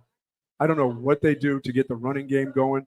And I think, the head coach is confused on a Monday when you start asking them questions like that. How do we get the run? What are we doing? And just saying we just got to coach better. That's really not enough. No, I mean, you do need to coach better, but tell us what you're talking about. Yeah. Going back to the short passing game, right? Like I think Texas can do a lot more helping itself than they have this year. And Zay, I've heard you and Chip bring up this stat a lot. I mean, Arch Manning right now holding the ball on an average of 3.2 seconds per dropback. That's the 6th slowest in the country. Quinn Ewers last season was about 2.5 seconds per dropback. So, Arch Manning, behind a bad offensive line, he's holding on to the ball too long. I think some of that's on Arch, maybe trying too hard to find a receiver deep down the field. But, Steve Sarkisian took a lot of blame for that during Monday's press conference. So I think a big part of that is on play calling as well. But for Texas, behind a bad offensive line, Zay, you can't just – that can't be your game plan. I know Sark loves to call double moves and long breaking routes, and he moves deep shots. And you need a couple of those, but you can't rely on that. I think this Texas offense has to do a better job of helping itself out. And I think a big part of that is, hey, how can we mitigate our weak offensive line going up against their elite defensive line? Maybe it's just get the ball out of Arch Manning's hands quicker that can really get this offense into a rhythm. Yeah, and let's just keep it a buck. Oklahoma secondary hasn't been tested at all. They're coming in with a second-game player and Bryce Underwood, second game of his young career. Michigan didn't really throw nothing at them. You saw what happened with, Jackson Arnold and Auburn. They weren't able to get the ball down the field, but when they did, they got some opportunities. Now, Texas doesn't have anybody like Cam Coleman or Eric Singleton, but they still got guys that should be able to make something happen if the right play is called. Test those guys, man, and you got to get that ball out quick. Like Guillory, he's a freshman. He's good, kind of like Grayson Littleton, but there's a lot that he hasn't proved yet. So Test that secondary, man, because I just don't think they have been. And I think if Texas does tomorrow, they could possibly capitalize on explosive plays. I think so. That'd be nice. I think you can beat the Florida corners or the Oklahoma corners in one-on-one, But here's the problem with that Auburn game. Jackson Arnold got sacked 10 times. Yeah. Right? Like Auburn tried to make a living on that. And again, they hit on a few of those, but Arch Manning can't get sacked 10 times tomorrow. No. So you got to take advantage of your opportunities. But, Matt, I think it's paramount for Arch to get the ball out of his hands quicker tomorrow because I think OU's defensive front is better than Florida's, and we just saw what the Gators did a week ago. Yeah, I mean, you look at what Texas did last year. They thrived on getting the ball out quickly. You mentioned the Quinn Ewers stat, 2.5 seconds per dropback. They love the screen game. They love the short passing game. And they did that to sort of suit Quinn's skill set to a certain degree. And obviously you have Arch who can launch the ball downfield more accurately than Quinn. He's got a bigger arm. He's more athletic. He can avoid – he also has better pocket awareness, for a matter of fact. But he can kind of navigate the pocket a little bit better, so you feel more comfortable – from a general sense of getting the ball downfield, right? Yeah. The problem is you're not protecting him. And I feel like, I want to say this, Steve Sarkisian has forgotten more about football in the last 20 minutes than I've learned my entire life. But it seems like he is playing for the team that he's coaching and calling plays for the team that he wants. Yeah. Rather than the team that he has now. Very well said. And that's been a problem for them, I think, all year. It's got to be frustrating as a head coach because Arch Manning does throw a great deep ball. Like, there's no doubt about that. And he's better at that than Quinn Ewers is. So Steve Sarkisian, you think of the 2020 offense he had at Alabama, it felt like every play Mac Jones was finding, Devontae Smith or Henry Ruggs, not a great driver, by the way, or, somebody open down the field. And it's like 40-yard bomb, 50-yard bomb, 60-yard bomb. And, like, those plays are great. Chicks dig the long ball. We all dig the long ball. Like, you want those. But when you have an offensive line as bad as Texas's is, you can't do that. So, Zay, I'm sure it kills Steve Sarkisian that he can't draw more of those up. But I just don't think with the personnel like Texas has, like Matt's talking about, that you can do that time and time again. You've got to realize what you have at offensive line, and you got to say, we've got to find a way to solve this problem. Yeah, and he's so prideful, man. Like, that's how you get to the position that he is. He believes in his philosophy. He believes in his play calling. He believes in his team. He believes in his coaches. But sometimes it's right in front of you, and you got to make some decisions that might hurt some folks' feelings. Hey, oh, well, you're at Texas. They'll get over it. Like, you see some of these lineups that they have in right now, and it's just very questionable. Yeah. What he's doing, what's, the intention behind some of these decisions that he's making. And, you don't want to think that it's NIL influenced or anything like that, but you question is the best 11 on the field most of the time. I don't know if you could say that thus far in 5 games. Yeah. So moving forward, I like to see him play more to his personnel. From what you and Matt were saying, BK, like, you do that, I think you're going to see better results. But until then, this offense is going to struggle. Chip Brown has joined us. What's up, Chip? What's going on? My dog. All right, before we dive in, the indoctrination question. Your go-to karaoke song. Go-to karaoke. I mean, it's probably Friends in Low Places. Oh, it's a great move. Always a good one. Garth Brooks, because everyone sings it for you. That's the key. I don't know if you're a good singer, but I know I'm not a good singer. Right. And it's like the earlier I can get the crowd involved in my song, the better. So Friends in Low Places, you sing that anywhere in Texas, you're going to be okay. Right. I've toyed with, really getting Mr. Brightside down. Yeah? Because Not bad. everyone will sing that too. But I haven't expanded my repertoire yet. Okay. You're a big Ice Cube fan. No, Oh, today yeah. was a good day. Today was God. a good day. Love that. I would pay good money to see you wrap that Yo, tonight that's here him at and his Harwood wife's Tavern. first date. So No Vaseline. yeah, going that easy a little bit. Yeah. No Vaseline. We're actually going to see Ice Cube in 6 days. See, it's so awesome. Where at? Moody. Really? I didn't know he was coming to town. Moody Center, baby. Means I'm not listening to y'all show enough, I guess, if you guys have been talking about I that. mean- That's on me. Come on. I got to go see you. Excitement. That's awesome. That's awesome. So, Chip, I know you've been all over this. Been reading your work at Horns 24/7. I know you guys have been talking about this too. The quick passing game for Texas, right? Like feels like we haven't seen enough of that this year. That was a big staple of Steve Sarkisian's offense the last couple of years with Quinn Ewers under center. I know it's tough because Arch Manning throws a great deep ball, but it sure feels like we're going to have to see more of that tomorrow than we have in the first 5 Yeah, minutes. I mean, you gotta adjust to what your personnel can handle. And now you're going up against the number one team in the nation in sacks per game, the number one team in the nation in tackles for loss. Man, you got to get the ball out of Arch's hand, and especially after the beating he took last week. And you look at DJ Lagway, like this is still the most preposterous thing about last week's game to me, is that with a minute left in the first quarter, the guy is in the medical tent being evaluated as to whether he can even continue to play. He completes that 60-yard pass in the third quarter. He had to hop on his left leg to get down the field. Yeah. And I'm sitting there going, why are you not selling out to hit this guy? They did not touch him. I mean, there were like 8 little pressures, but in that sidearm pass that he made was ridiculous. He was so in the zone, you had to get him out of the zone. You had to take chances. And here's something to think about, and I just posted this over at Horns 24/7. Anthony Hill has only rushed the passer 30 times. He's been in coverage 92 times. Like, that's wrong. Yeah. And I don't care how much you think of Trey Moore. Anthony Hill's a better pass rusher than Trey Moore because Anthony Hill's a dog. Like, he's going to go through people to get to the quarterback. And that's what I'm talking about. I mean, Anthony Hill, if Pete Kwiatkowski's going to die on the hill of rushing 4, which he did last week, well, then get Anthony Hill into that position. You're spending a lot of time with Lance Jackson and Brad Spence. Ethan Burke only played 13 snaps last week. Don't get that because they couldn't set the edge in the run game. Yeah. I need Anthony Hill up where he's at his best. Anthony Hill, 2 sacks, 3.5 TFLs in this game last year. He was a difference maker for the Texas defense. He dominated this game a year ago. He's from Dallas. I'm expecting big things from Anthony Hill and Colin Simmons in this game. Obviously, John Mateer is also from the Dallas area. He's cranked out of his mind to play in this game from Little Elm. So, those Dallas kids tend to really show up in this game and on both sides. So let's see turn Anthony Hill loose.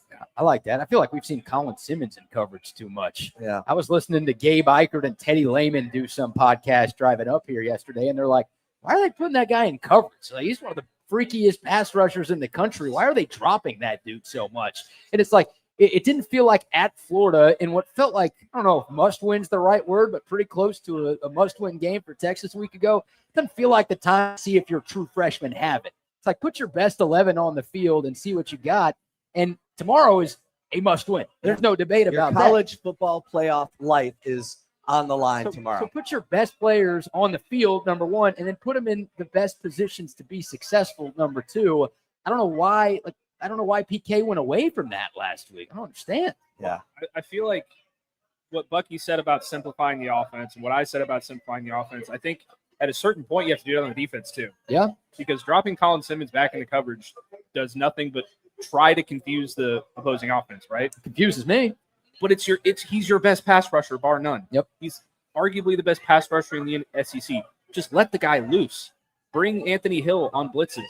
Don't I get that you watched the Miami tape and you saw, okay, they just sat back in a cover 3 the whole game.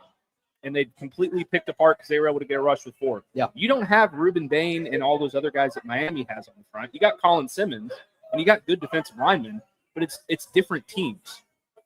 So stop being so, disguising your coverages and dropping this guy back and just rush your guys and use their guys the way that you used them last year. Yeah. I love Anthony Hill in the blitz, like Chip said. He's so disruptive. And he's been really good this year. But 92 snaps in coverage. Yeah. People are like, where is Way he? It's too like, many. well, he's 10 yards, off the line out of of scrimmage. position. Yeah. Way too many. Yeah, in Oklahoma, they run a lot of trips. Like, they're going to try to get Anthony Hill out of the box. They want to take him out of plays because anytime he's away from the ball, that's a win for Oklahoma. So PK's got to change up what he's done. And to me, that's obvious. And Zay, I'm going to have an aneurysm in the crowd tomorrow if Texas doesn't sack John Mateer one time, right? Chip said it. They went up against an injured quarterback last week and barely touched him. John Mateer clearly banged up. We're not 100% sure he's going to play, but I think we all think he's going to at least give it a go.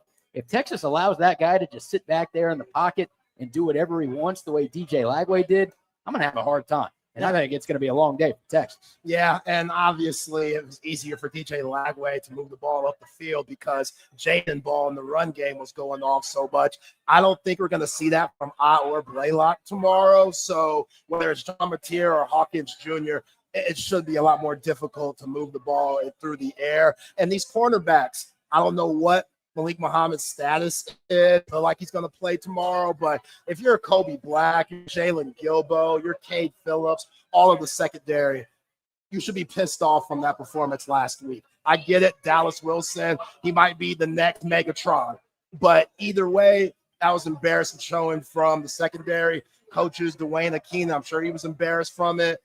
Turn that around. If it's Michael Hawkins Jr., you should get at least 2 interceptions on the guy. You got to force turnovers in the game because we know this offense most likely will struggle. If Texas can force more turnovers than OU, then, hey, simple football, fellas. Y'all know the results most of the time. That team wins. I think Texas will be better off for sure. I'd have to go back in the history books and dig into the stats and all that stuff to get the real answer to this. Chip has seen as many of these games as anybody at this table, more probably. I feel like whoever wins the turnover battle in this game is either close to undefeated or damn near to it, So I feel like that and running the football are the 2 biggest things historically in this game that decide the winner. And if you can turn over Oklahoma a couple times, a team that already struggles offensively to move the ball on the ground and get the ball down the field, despite having the Heisman Trophy front runner for a while, that's going to give you your best chance to win. So turnovers are huge. Well, and here's the crazy thing as well as Oklahoma's defense has played, they've only forced 2 turnovers in 5 games. It's a weird stat. Yep. They're getting into the backfield. They're making plays. They're disrupting the quarterback. They've caused 2 turnovers. Texas has forced 9 turnovers and converted 5 of those into 4 touchdowns and a field goal. And I feel like, I agree with you, Matt. You've got to not only turn, the other team over, you've got to cash in. Yep. And Texas has done a good job of it so far. None of those touchdowns that they scored off of turnovers came on drives longer than 44 yards. So the defense is getting them the ball in a good position, short field position, and the Texas offense, now granted, most of that was against the group of 5 opponents on their schedule, but still, tomorrow, you think you're going to be able to drive, 70, 75 yards against that defense? Texas hasn't done that all year, not even against, some of the group of 5 opponents they played. So you're going to need that help. And look, I said this last week, Florida had only sacked the quarterback 3 times in 4 games. And then they sack Arch 6 times. Should have been 12. Should have been 12. So you're hoping that it's not like Texas is the slump buster for every, opponent's weak stat. Like, Oklahoma's only forced 2 turnovers. You're hoping that stays at 2 turnovers tomorrow, because you turn the ball over in this game, man, with we'll get Charles Thompson up here in a minute, former OU quarterback whose son, Casey Thompson, was a quarterback for Texas, who played amazingly in this game in 2021. But you get on the wrong side of momentum in this game, in that environment, with the Cotton Bowl split 50-50, man, with Texas having so many players who've not played in this game, that environment freaks the players out, because they're going on the road, but the sound never goes down. Yeah. You got one, it's a herd mentality. You got one half of the Cotton Bowl trying to outscream the other. And in the middle, you got players who are like, what the hell's going on, man? The sound's never going down here. And if you're on the right side of that sound, it lifts you up like Superman. If you're on the wrong side of that sound, it can drown you like a tidal wave. And if these guys aren't mentally strong, and, if Sark hasn't done a great job of preparing them for just those dynamics, man, you can see players just lose their confidence in a heartbeat. Well, this atmosphere is different than any other, but Chip, something we were talking about earlier, like Texas has played in 2 very hostile environments this year. Now they're 0-2 in those games, but you look at Oklahoma, 4 home games, their only road game was Temple. So you got a lot of new faces in this game on their side too. The hope is that this atmosphere is maybe a little bit more overwhelming to Oklahoma than it is Texas. Yeah, I mean, that's the hope. And look, Mateer is the X factor. There's no doubt about it. I heard Barry Switzer talking about this game and him saying, if Hawkins plays, it's a coin flip. If Mateer plays and plays up to his ability, OU's the favorite. So, Mateer gives them a lot of intangible stuff. He's played in his offense. He's been in his offense for 3 years. He's played in it for 2. He knows what's going on, and he knows what works. Arch is still trying to figure it out. He's still trying to figure out who he can trust. Texas's running backs haven't been healthy. There's just been so much inconsistency on this offense for Texas that, Arch is going to have a couple chances down the field. He missed a couple last week. He hit the beautiful 38-yarder to Ryan Wingo. Gotta have 1 or 2 of those tomorrow. Yeah. And hopefully Emmett Mosley becomes more of a factor in this. But we know Sark can go to a quick passing game. He did it with Quinn Ewers almost all the time. Right. When he needed to get the ball out, he could get the ball out. It's time to get the ball out. Yeah. That's a change I think we got to see. All right. If you are in Dallas, come see us. We are broadcasting live from Harwood Tavern right in the heart of downtown. We'll be here for another hour and a half. Happy hour going on here as well. And karaoke night coming up tonight after we are done. Special thanks to our travel partners allowing us to bring live coverage from Dallas for the Red River Shootout. Much love to CenTex Tickets, Austin Duck Adventures, Hayes City Store and Ice House, Port O'Connor Premier Lodge, 7-Eleven, and Sleep Cycle Centers as well. We would not be able to be here without all of them. So special thanks to our travel partners. And, of course, some love to Harwood Tavern as well for hosting. All right, talking about the quick passing game. Look, let's get to the Texas offensive line. All of these conversations kind of come back to that, Zay. Texas has a left guard problem. You could argue like they got an entire offensive line issue right now, but the play of the left guard last week against Florida was so bad. And I think if you have to pinpoint, there are a few issues with Texas right now, but if you had to pinpoint one position that is worse than any other, it's that left guard spot. So what does Texas do? What do you want to see? Who should be playing left guard? How do you find a way against maybe the best group of defensive tackles in America? How do you find a way to make sure that that left guard issue that we saw pop up way too often in the swamp isn't an issue tomorrow? Well, first off, this offensive line is like letting Adrian Peterson babysit your kids. I wouldn't trust it one bit. I had to throw that OU jab out there. Yeah, well done. But, it's just it's sad because it seems like all the time they don't know what they're doing. They don't know what their assignment is. They don't know what the call is. You see 2 guys going in the same spot. You see guys touching no one. Obviously, Connor Stroh has struggled. Obviously, Neto, who isn't getting any clock right now for I don't know why. It's like he's in the doghouse and this coaching staff has zero faith in him. So now you go to Nick Brooks, who really struggled against Florida. So what are they going to do in that spot? Because you might be playing against the best interior defensive lineman in the nation with Stone and Jackson and Williams and Halton. Those guys, those four right there, they are an absolute problem. Yep. Now, again, I think this Texas offense, even with their struggles, is better than the offenses that they face, Michigan and Auburn. But those four guys in the interior, they could really muck something up. So hopefully they found something to where it's just, whether it's getting the ball out of your hands, just making the game simple for these guys. I don't know about Contravian Wisener and him being healthy. Those other three backs, I don't expect to see Cedric Baxter. So those other three backs are just so iffy. They're so young. They don't have much experience. I really don't know what you do with this offensive line, but the guys that have been here before, Cole Hudson, DJ Campbell, they have to step up. Yeah, they have to. Those guys have too much experience to be struggling this way. We know Trevor Gooseby has a lot of promise. He's played okay. Brandon Baker, he's had his moments, but just overall, as a whole group, they have to step their game up. If we see another performance like we saw in Gainesville, I pray for Arch Manning tomorrow. I really do. Yeah, it's obvious that Arch Manning is the most important Longhorn in this game, but I think DJ Campbell's number two. Because I think if you're Steve Sarkisian and Kyle Flood, you're telling DJ Campbell, hey, man, I know those defensive tackles are really good, but you're one-on-one against them because we need Cole Hudson to help out whoever is on left guard. So you and Brandon Baker, I guess you could have a tight end shipping a little bit, helping out. But, Chip, I think it's got to be like, hey, DJ Campbell, you're the elder statesman. You're one of the best players up front.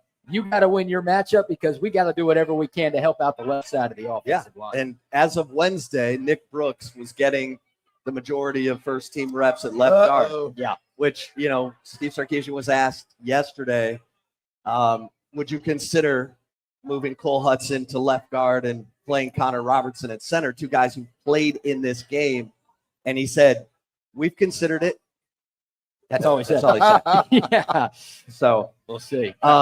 joining us now is Oklahoma quarterback legend Charles Thompson, father of former Texas quarterback Casey Thompson, who played an amazing game in this game in 2021. Charles, how you doing? Man, I'm doing good. I tell you, it's funny.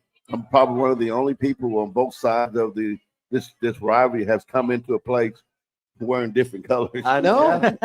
There's times years ago I walked into a few Oklahoma places back when Casey was quarterback. Not even thinking about it. I'm wearing my burnt orange. And people look, I say burnt orange. I never actually wore the burnt orange. I wore the logo. And people would look at me. I'm going to say, what are you doing? I said, did you not remember I got a son on the other side? You know? So when I came in today, I realized, I got on my Oklahoma stuff here. Now you're Well, listen, it's always good. I was just talking on my radio show on my way over here about the experience, for us on the side of Oklahoma growing up. I mean, this was always a very, very big game, no matter how you looked at it. We were always, when I played, was in different conferences. You guys were in the Southwest Conference. We were in the Big 8. But there was always so much emphasis put on it. And I think it came from Coach Switzer during the week. Like when we would practice, the whole week, he would play the Texas fight song, the whole week of practice. And so one day I went to him, I said, Coach, man, why we got to hear Texas song on? He said, Charlie, I want to play it all week so we don't have to hear it on Saturday. Charlie, he called you Charlie. He was the only one who could get away with that. He still calls me Charlie. I did a big banquet a couple of weeks ago, and I went to his house, and he filmed the video. Man, just, Switzer still is a great guy. He's, a guy that I still think if many who play for him could, they still run through a brick wall. He's just that kind of guy. He's 88. And still sharp. He talks to you and everything like he's 88. He remembers story. I got him on video. It's funny. I wish I could. He's telling a story about a play and a situation that I'm like, oh yeah, I was a part of that, and he remembers it like it was yesterday, man. It's got an unbelievable memory. Yeah, he does. Yeah, he does. I was listening to a radio interview yesterday with Barry Switzer, and he's cracking jokes. Like, he's still all the way there, and he's taking so many jabs at Texas. Like, even though he's been away from the game for a long time, the hate for Texas is still there. And it's funny. Like, if you ever put him on your show, you don't have to ask him a question. Oh, he'll go on. It's just going. He'll flow and give you everything you want, man. He starts talking. It's like, blah, blah, blah, like, and every usually like. He goes, I guess I need to let you guys ask questions. I said, no, Coach, you all right, go ahead. Yeah. Because everybody, I mean, his stories, we always talked about it as a player and fan base, man, like, and so they've been working on a documentary for me, and we've been, trying to get Switzer on and get some of that stuff recorded because, man, some of those stories are high with him. Yeah. He talks about how he goes to Billy Sims' house and he's recruiting him. And at the time he's recruiting him, back then, of course, all the people would come out and would wait outside to see if they can get inside the house. And he talks about how he drives up, and Billy Sims' mom was convinced that he wanted him to go to OU, that Switzer went and looked at their trash can the night before and saw what beer they drank. And so he shows them at the house with the beer. Like, this is the kind of beer I like. I know you guys remind me of that kind of people. He went the night before. So the mom loved him so much that when he was being recruited, I think Fred Akers was the Texas coach and Jackie Sherrill was A&M, I think. And they were all outside. Everybody was trying to get to him. So they called him and they had the coach pull up in the driveway in the garage and stuffed Billy in the trunk and drove him off because the mom to hide him for national signing. Otherwise, they didn't think he was going to be able to sign with Oklahoma. Wow. All these stories that he's got them, man. I mean, he was talking about that story, and then he was like, he convinced Billy to wait and not sign on signing day and wait so that everyone's asking, where's Billy Sims? What's Billy Sims doing? And then he's like, I'll come to your high school stadium and we'll have a ceremony that everyone in the nation will talk about. And Billy Sims like, yeah. And so then they smuggle him out of the house. Oh, yeah. That's how it is. That's part and of then it. Kenny King. Yep. He parked his car in front of Kenny King. He put him in a hotel room in Houston or something, parked his car in front of the door so that no one could get into his hotel room. He put his Kenny King and his girlfriend in there to make sure that he signed with Oklahoma. Oh, yeah. I mean, about that. Switzer, unbelievable story. This game is for us as the Thompson family. I was on the radio the other day, Chip and I guys, and I was asked a question what this game means. And I said, for our family, when we've played in this game, we've had great success at Thompson. I mean, Casey's accounted for 5 in one Saturday, and then of course I had 3 or 4 myself. So when it comes to this game on this day, it brings back a lot of great memories for the Thompson family. That game in 2021 was ridiculous. We were talking about it because Xavier Worthy had over 200 yards receiving. He was unbelievable. He accounted for 5 touchdowns. But let's be honest, you guys are all sitting here. Now you talk about it, but most Texas fans don't remember it because why? Lost. They lost the game. Yeah. What are you even talking? I don't even know what game you're talking yeah, about. exactly. What is that? But now here's the deal. So on the Oklahoma side, they remember it as the day Caleb Williams was born. He came in the game. Of course, coach at the time was Lincoln Riley. He switched in the middle of that game From from Rattler to Caleb Williams, which had been brewing, by the way. I found out after the fact that had kind of been brewing. There was some things going on behind the scenes. And then, of course, Caleb drops the snap, picks it up, and throws a touchdown. They end up having another touchdown that was barely a touchdown. And then you remember Marcus Washington, I think that's who it was, didn't have it. There was a touchdown that he barely caught that was ruled out of bounds. That was an inch away from being a touchdown. There were so many things that happened in that game that had to bounce completely right for OU to win. But it's one that kind of kicks in the gut. I was asked just earlier today, guys, like, out of all the games I've ever been to in this game, it's easy for me now to go. You guys obviously know I'm rooting for Oklahoma. I mean, I don't have any buy-in. The only time that's ever really been a problem for me was in 2021. That was the game that Casey started. It's one thing when Sam was the quarterback, he was a backup. That's different. But when he was the actual starter going in, it was a little tough. It was one of those. I don't know if I want to go back to it, man. It was a tough game for me because I grew up, kind of hating, the Burn Orange because I had a school in Lawton. I always told you about it, Chip. They were the Crosby Park Longhorns, and they looked just like Texas. Yeah. And they had all the rich kids. They had all the great uniforms, and they won all the time. and it was a big deal to beat them, and that's how I felt. And so that's what my cringe for that when I see that Longhorn on the side of the helmet, that Crosby Park Longhorn when I was in third grade, I want to get there. Yeah, that's where it started. Yeah, Casey threw for 388 yards, 5 touchdowns, no picks, And we lost. lost. How does that happen? And It shouldn't. It should. Bijan ran for 137 Yeah. yards. Worthy had 9 catches for 261 yards. You know, 9 catches for 261 yards. yeah, and what's funny? Casey says to me, he goes, yeah, Dad, I had that great game, but you give me trouble because he missed. He could have had 6 touchdowns. He overthrew. If you go back and watch the play, they ran a bootleg and he threw it off his wrong foot and overthrew a wide open guy in the end zone. They ended up scoring on that drive, but Bijan ran in later. Yeah. I said, so you could have broke the record right there.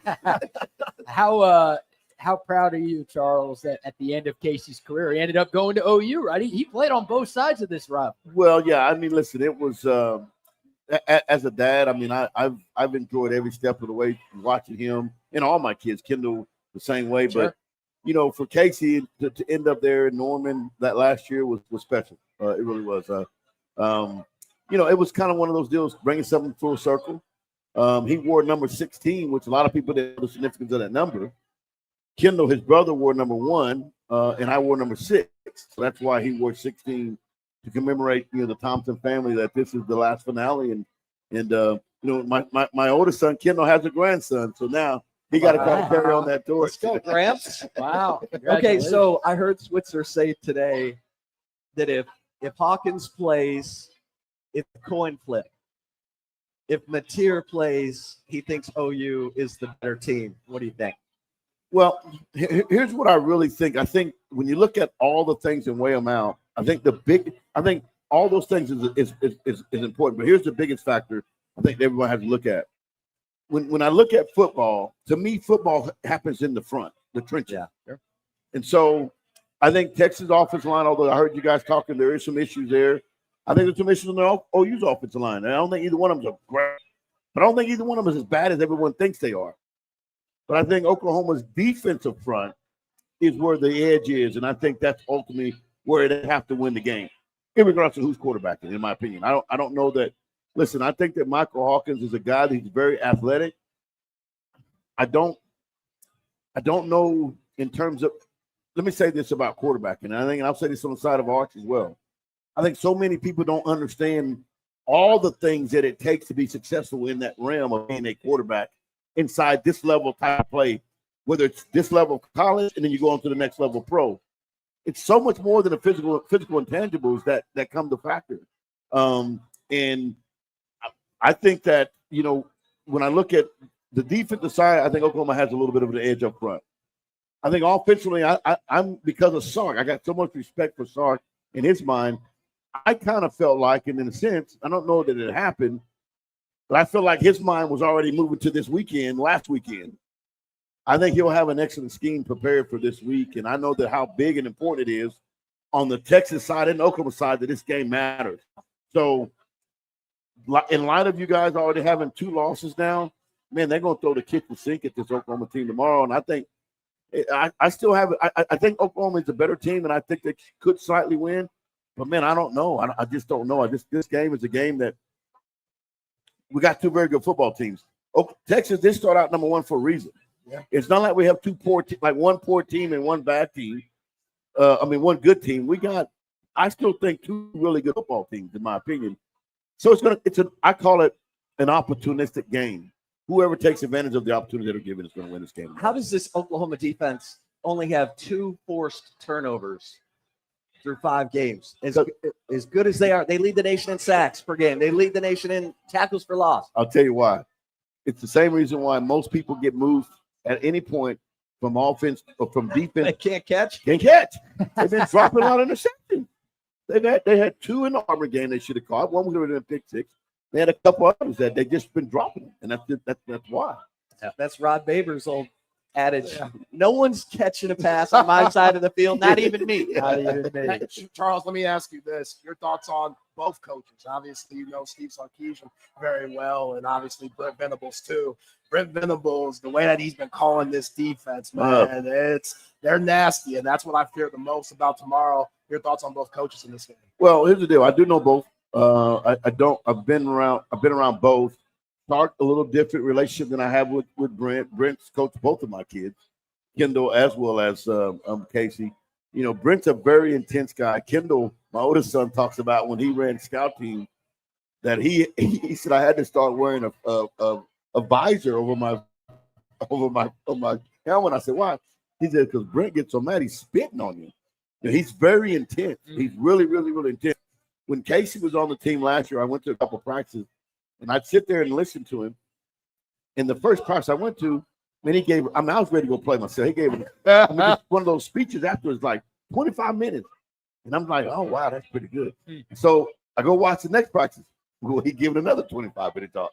So finally I said, Casey, he says, Dad, he does it after every.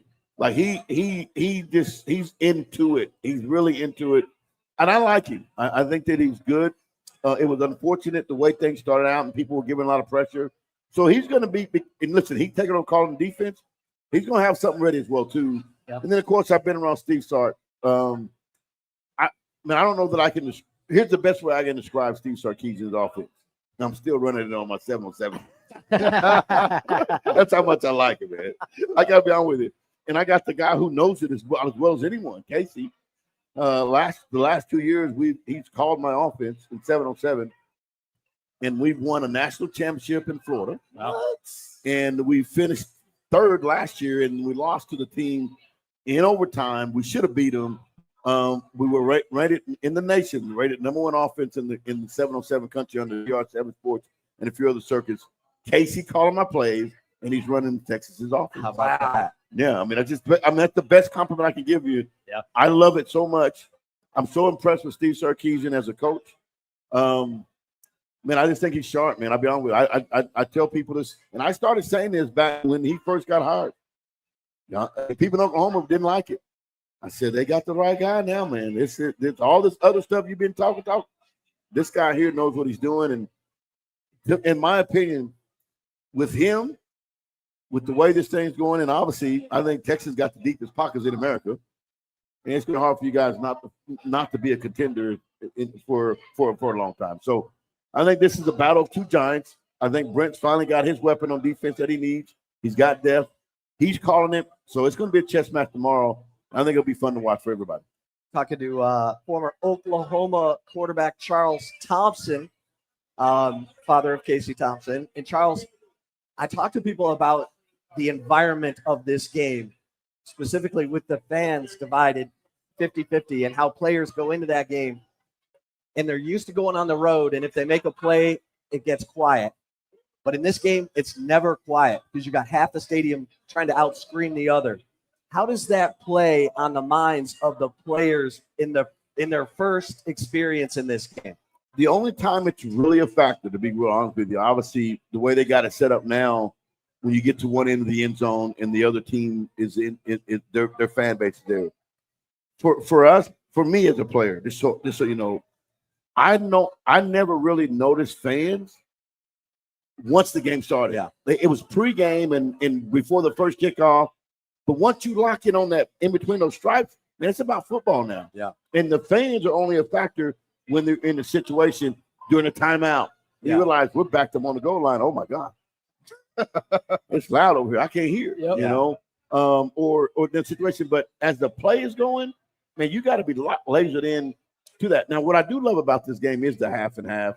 And so I used to always watch the post-game shows on both sides when you see a play about to happen. Now, we know the result because the game's already played. But my joy in this, guys, was watching half the stadium stand up when they know something's good about to happen. And here's my other joy. When I played, our goal was that half and let it be empty by the time fourth quarter comes because we want to be dominating the game. Right. So that was kind of our mindset as a team when I was under Coach Switzer. That's what we focus on. At the end of the game, look up. Oh, Yeah, it's empty over there because we took care of our business the way we're supposed to take care of it. And that's really the ultimate goal. Well, and this is the only game where the coin toss is decided on going into your end zone in the fourth quarter. Yep.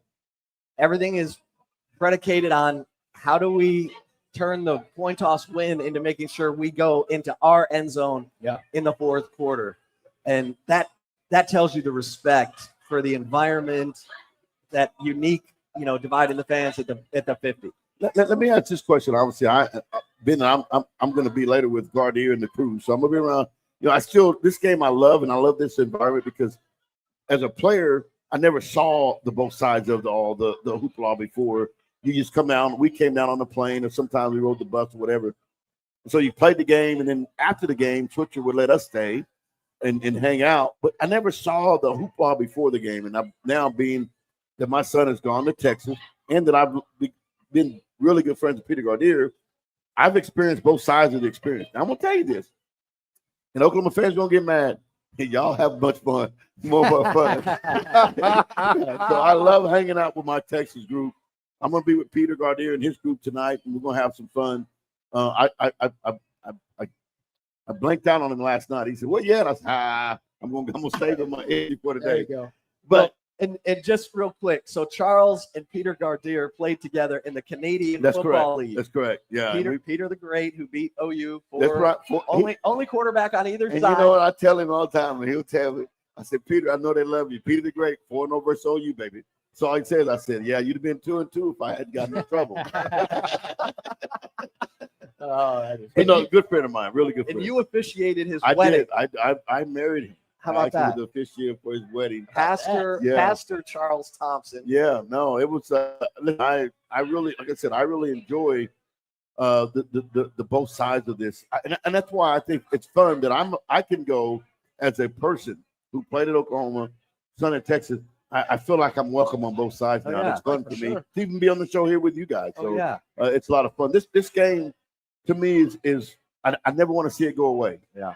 And they just renovated it for $140 million so that people can actually go to the bathroom.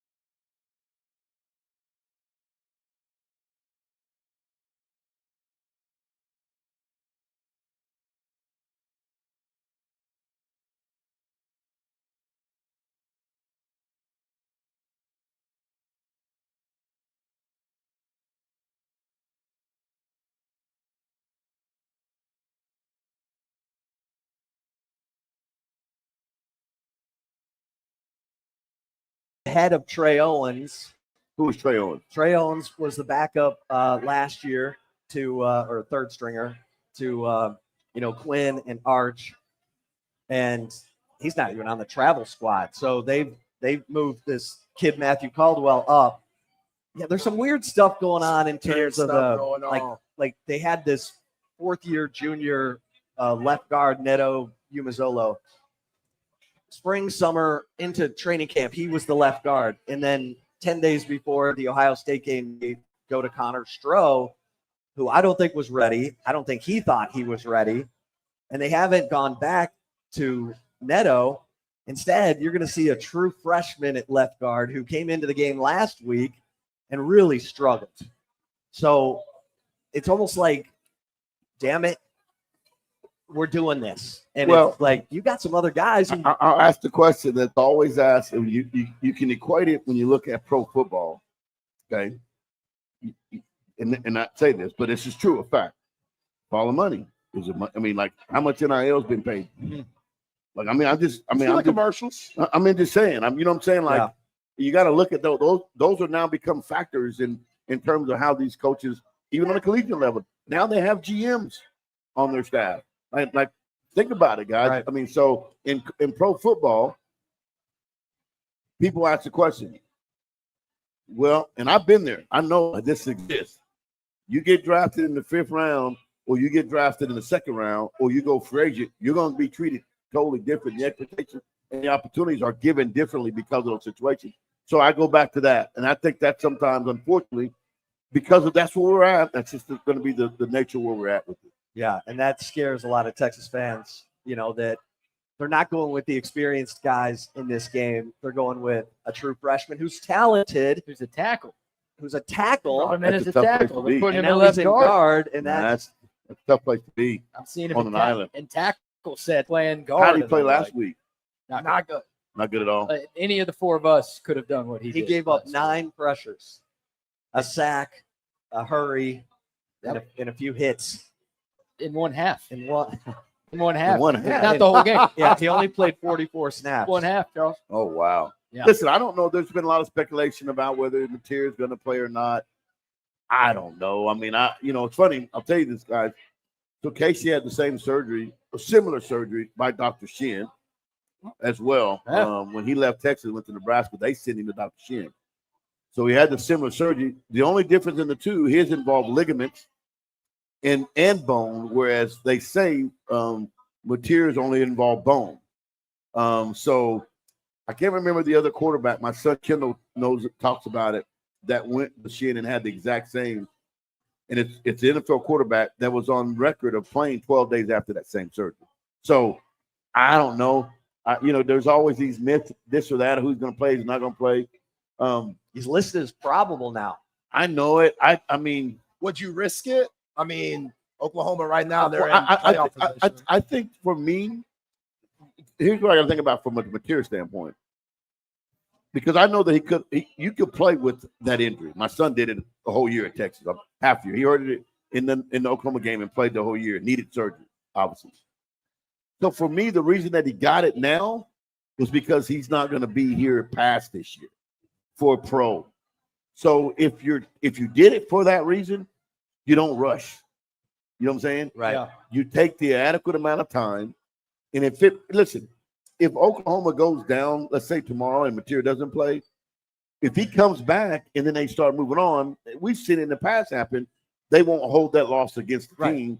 If you're a 1-loss team or a 2-loss team, they may not bring that against you because he didn't play in that one game. If that's the reason why he got it, which I heard that it was, if he's not 100%, let me say not 100. So I think the number's got to be 85 to 90%. Yeah. If that's not where he's at, he's not. That's fascinating, and that's you've been through it. You're a dad of a quarterback who had a similar injury, and Sarkisian is kind of weird about injuries. He doesn't really acknowledge them, or he doesn't talk about them, so that the kid ends up. I think Ethan Burke is kind of going through this a little bit. He had a brace on his leg last week, and he only played 13 snaps. But I also heard they begged him to play. I'm not going to comment on how they handle the injuries because I'm still a little sour about it. I mean, obviously, Chip. I don't agree with how they handle certain things. I didn't agree how they handle Casey's, and I mean, just to make a long story short, I mean, at the end of the day, I had to end up paying out of my own pocket for the MRI during the season. What? That's what I'm not going to go there. Okay, I'm not going to go there. Yeah. So, You went far enough. yeah. So, Yeah. so that'll tell you. They're very different on how they handle both from the medical staff to even the coaching staff and how they deal with injuries. And I can only talk about my own personal experience, and it wasn't a good one. Well, and you just said it. If OU loses this game tomorrow, their season is fine. Like if they go and do what they're supposed to do, they can survive. they could survive another loss. Well, here's the only thing about it, though. I will tell you this. Let's be honest, though. The rest of their season isn't getting a whole lot easier. There's no doubt. So I mean, they losing one, but I'll be honest with you. I don't know that. I just know that it's going to be difficult. You guys all know the days of Alabama running even through the SEC are long gone. Right. The NIL, the transfer portal has created parity across all college football. So with the schedule they have, they're not going undefeated. Okay, they're going to lose a game or two here and there, maybe even more. So you take it week by week. You got to have a win as much as you can because they're not going to go undefeated through the season. So a loss here, to me, I do still see other potential losses down the road. So a season that looks like Providence today could end up being totally different in 4 or 5 weeks. Yeah, you don't want to punt any game. No, you want to win every one you can. You really don't want to punt this game. No. Like there's a part of me, Charles, I could be way off on this. I think if Oklahoma was playing Tennessee, Ole Miss, anybody else tomorrow, let's keep Mateer out. I agree with you on that. Because it's Texas? Oh, no. We got to win this game. This is the biggest game on the schedule every year. We're not like, we can lose a game to Texas. It'd still be fine. I think if this was another SEC opponent, it'd be, let's give Mateer a little bit more time, make sure he's 85, 90, 95%, whatever it is. But because this game is this game, and Mateer's from Dallas. He's a Little Elm kid. I think it's like, no, we got to rush this dude back to make sure we're going to beat Texas tomorrow. Yeah, we'll see. I mean, like I said, I personally will be a little shocked that he played. Let me say, I will be a little shocked that he plays, but I won't be surprised. Yep. What do I expect? I expect to see him come out suited up and then walk back in the locker room and then don't play. That's what I expect. Interesting. Gamemanship is what I think. All this stuff. I think that if he was going to play, I think that a person like my son, who's pretty close to a lot of guys on the team, they would have already told him that. I don't know that I've heard it from him, so I don't know that. I'll be shocked if he plays personally. Okay. Wow. What do you think is the key? Like, what's going to decide this game? Turnovers, as you mentioned. And let's be honest, the team who is in this game, you go back and look, it's always been the team who runs the ball better. The more physical team. And runs the ball better. Now, yes, that's a great point. Runs the ball in the course of the game, not later in the game. I'm talking about when it matters, try to set, hey, which way this is going to go, first, second, and third quarter. The team that runs the ball best is going to win the game. Yeah. You want a stat for that, Charles? Yeah. 25 of the last 28 winners of the Red River Shootout. The team that wins the rushing stat. Yeah. I mean, that's it. I mean, of course, it was always easy when I played because all we did was Yeah. Oh, my God. Mac Brown told a story this week. He had Switzer on his podcast, and he said, that Mac Brown's first game as the offensive coordinator for OU in '84, they beat somebody, handily, and they ran for 200 yards, and Mac's feeling all good about himself, and Switzer comes up to him after the game. They're walking off the field, and he's like, I know you're all excited that we ran for 200 yards, but around here, that's about half of what we run for. It's funny you say that. We had a record. I think one year we were playing against Iowa State. I think we rushed for over 600-some yards. You averaged 432 yards rushing. I mean, listen, 3rd and 15 was a running down for us. I mean, and listen, and we had the perfect scheme. We could run. It's funny. We played Texas, so we ran the triple option. And in the triple option, normally you read either the 4-eye or the 5 technique on the triple option. You pull it off him, you go on to the end, or if you block the tight end on the end, you go to the 2-back, or the cornerback or the safety. Well, against the Texas, we would turn the triple option into a middle linebacker read, which is nobody ever done that. So now I'm reading that play side backer. If he steps in, I'm pulling because we're sealing on the backside, and that's how we hit the alleys on you guys. And Twitcher always had some plays, and if 3rd and 12, we never got scared about it. Man. We're gonna run the same option. You got to figure out which way we're gonna go and what we're gonna do with it. I miss those days, Charles, man. And nowadays, not Oklahoma killing, but I miss those days of good running football, man. Well, no, I talked about this the other day. Like I was talking to a guy who had played. We had a deal. And he played against Earl Campbell, and he said, "You knew they was gonna run the ball. Who they was gonna give it to, but you couldn't do nothing about it." Yeah. Like, I mean, that's when it was ground and pound. Let's get it done. And he's wearing a tearaway jersey. I know it. That's like, not come fair. on, man. That's like putting wet Kleenex on Earl Campbell. No, that's good stuff. I'm faking an injury if Earl Campbell's on my schedule. I'm out. I'm out today, Business Coach. decisions. I can't play. Well, this has been great. Charles, if you got time, I'd love to ask, John Mateer, right? We've talked about it a little bit, whether or not he's playing, but there are a lot of the same faces on this year's Oklahoma team that were on last year's Oklahoma team that went 6-7, that lost to Texas 34-3. Biggest difference in the offense is obviously John Mateer. As a guy who played quarterback, what about him has made such a difference for Oklahoma from an offensive standpoint, but also just feels like that team's playing with a lot more confidence this year than they did Well, last year. first and foremost, let me say about him is he has the moxie. He believes in himself, and he walks. Even I saw him in pro day back in spring, and he was walking around. And I was looking at him, and he's not this assuming guy, but when he gets on the field, they say that he turns into this different person. He has this vibe about him that, like, hey, I believe in myself, and I know I'm going to do it. He's been fighting kind of the underdog stuff. Had to go to Washington State, you mentioned. Sure. A lot of people didn't want him. The biggest difference, though, when you compare this year's offensive team to last year's offensive team is Arbuckle. Yeah. I think when you got a guy that knows his offense and knows how to utilize his offense, knows the things and the keys, it's similarly to what Sark can do on the side of the ball for Texas as well. So to me, last year's team, because I had a son that was there, I know what was supposed to look like. They just weren't there offensively at all. They had, and I love Seth Luttrell. He's an Oklahoma guy, but they had him trying to run Levy's offense. Yep. Even the verbiage. So there were a lot of times, guys, people don't want to tell you this. I'm going to tell you over there. He didn't even know how to run the meetings because of the verbiage. Wow. And so when you look at a Jackson Arnold, you look at a Michael Hawkins, I mean, they were out there just, I don't know. Line and no receivers because they're all hurt. Yeah. So now I will say this, though, because I heard y'all say this, but I do think this, and because I watched the film at the end of the year, and I'll tell you this, I thought it was a blunder. I think what happened last year, this is what I think happened in Oklahoma. So they go in the spring, the year before they got Dylan Gabriel. Jackson Arnold at practices looks like he blows away Dylan Gabriel. I think some people still feel like that when you look at Dylan Gabriel in the pros. Right. He's unassuming. But see, I knew about him that G.J. Kinney was at UCF. So when Casey was originally mad at Texas was going to leave, he was getting calls from teams, and G.J. Kinney called and said, hey, consider UCF. So I started watching their quarterback. It was Dylan Gabriel.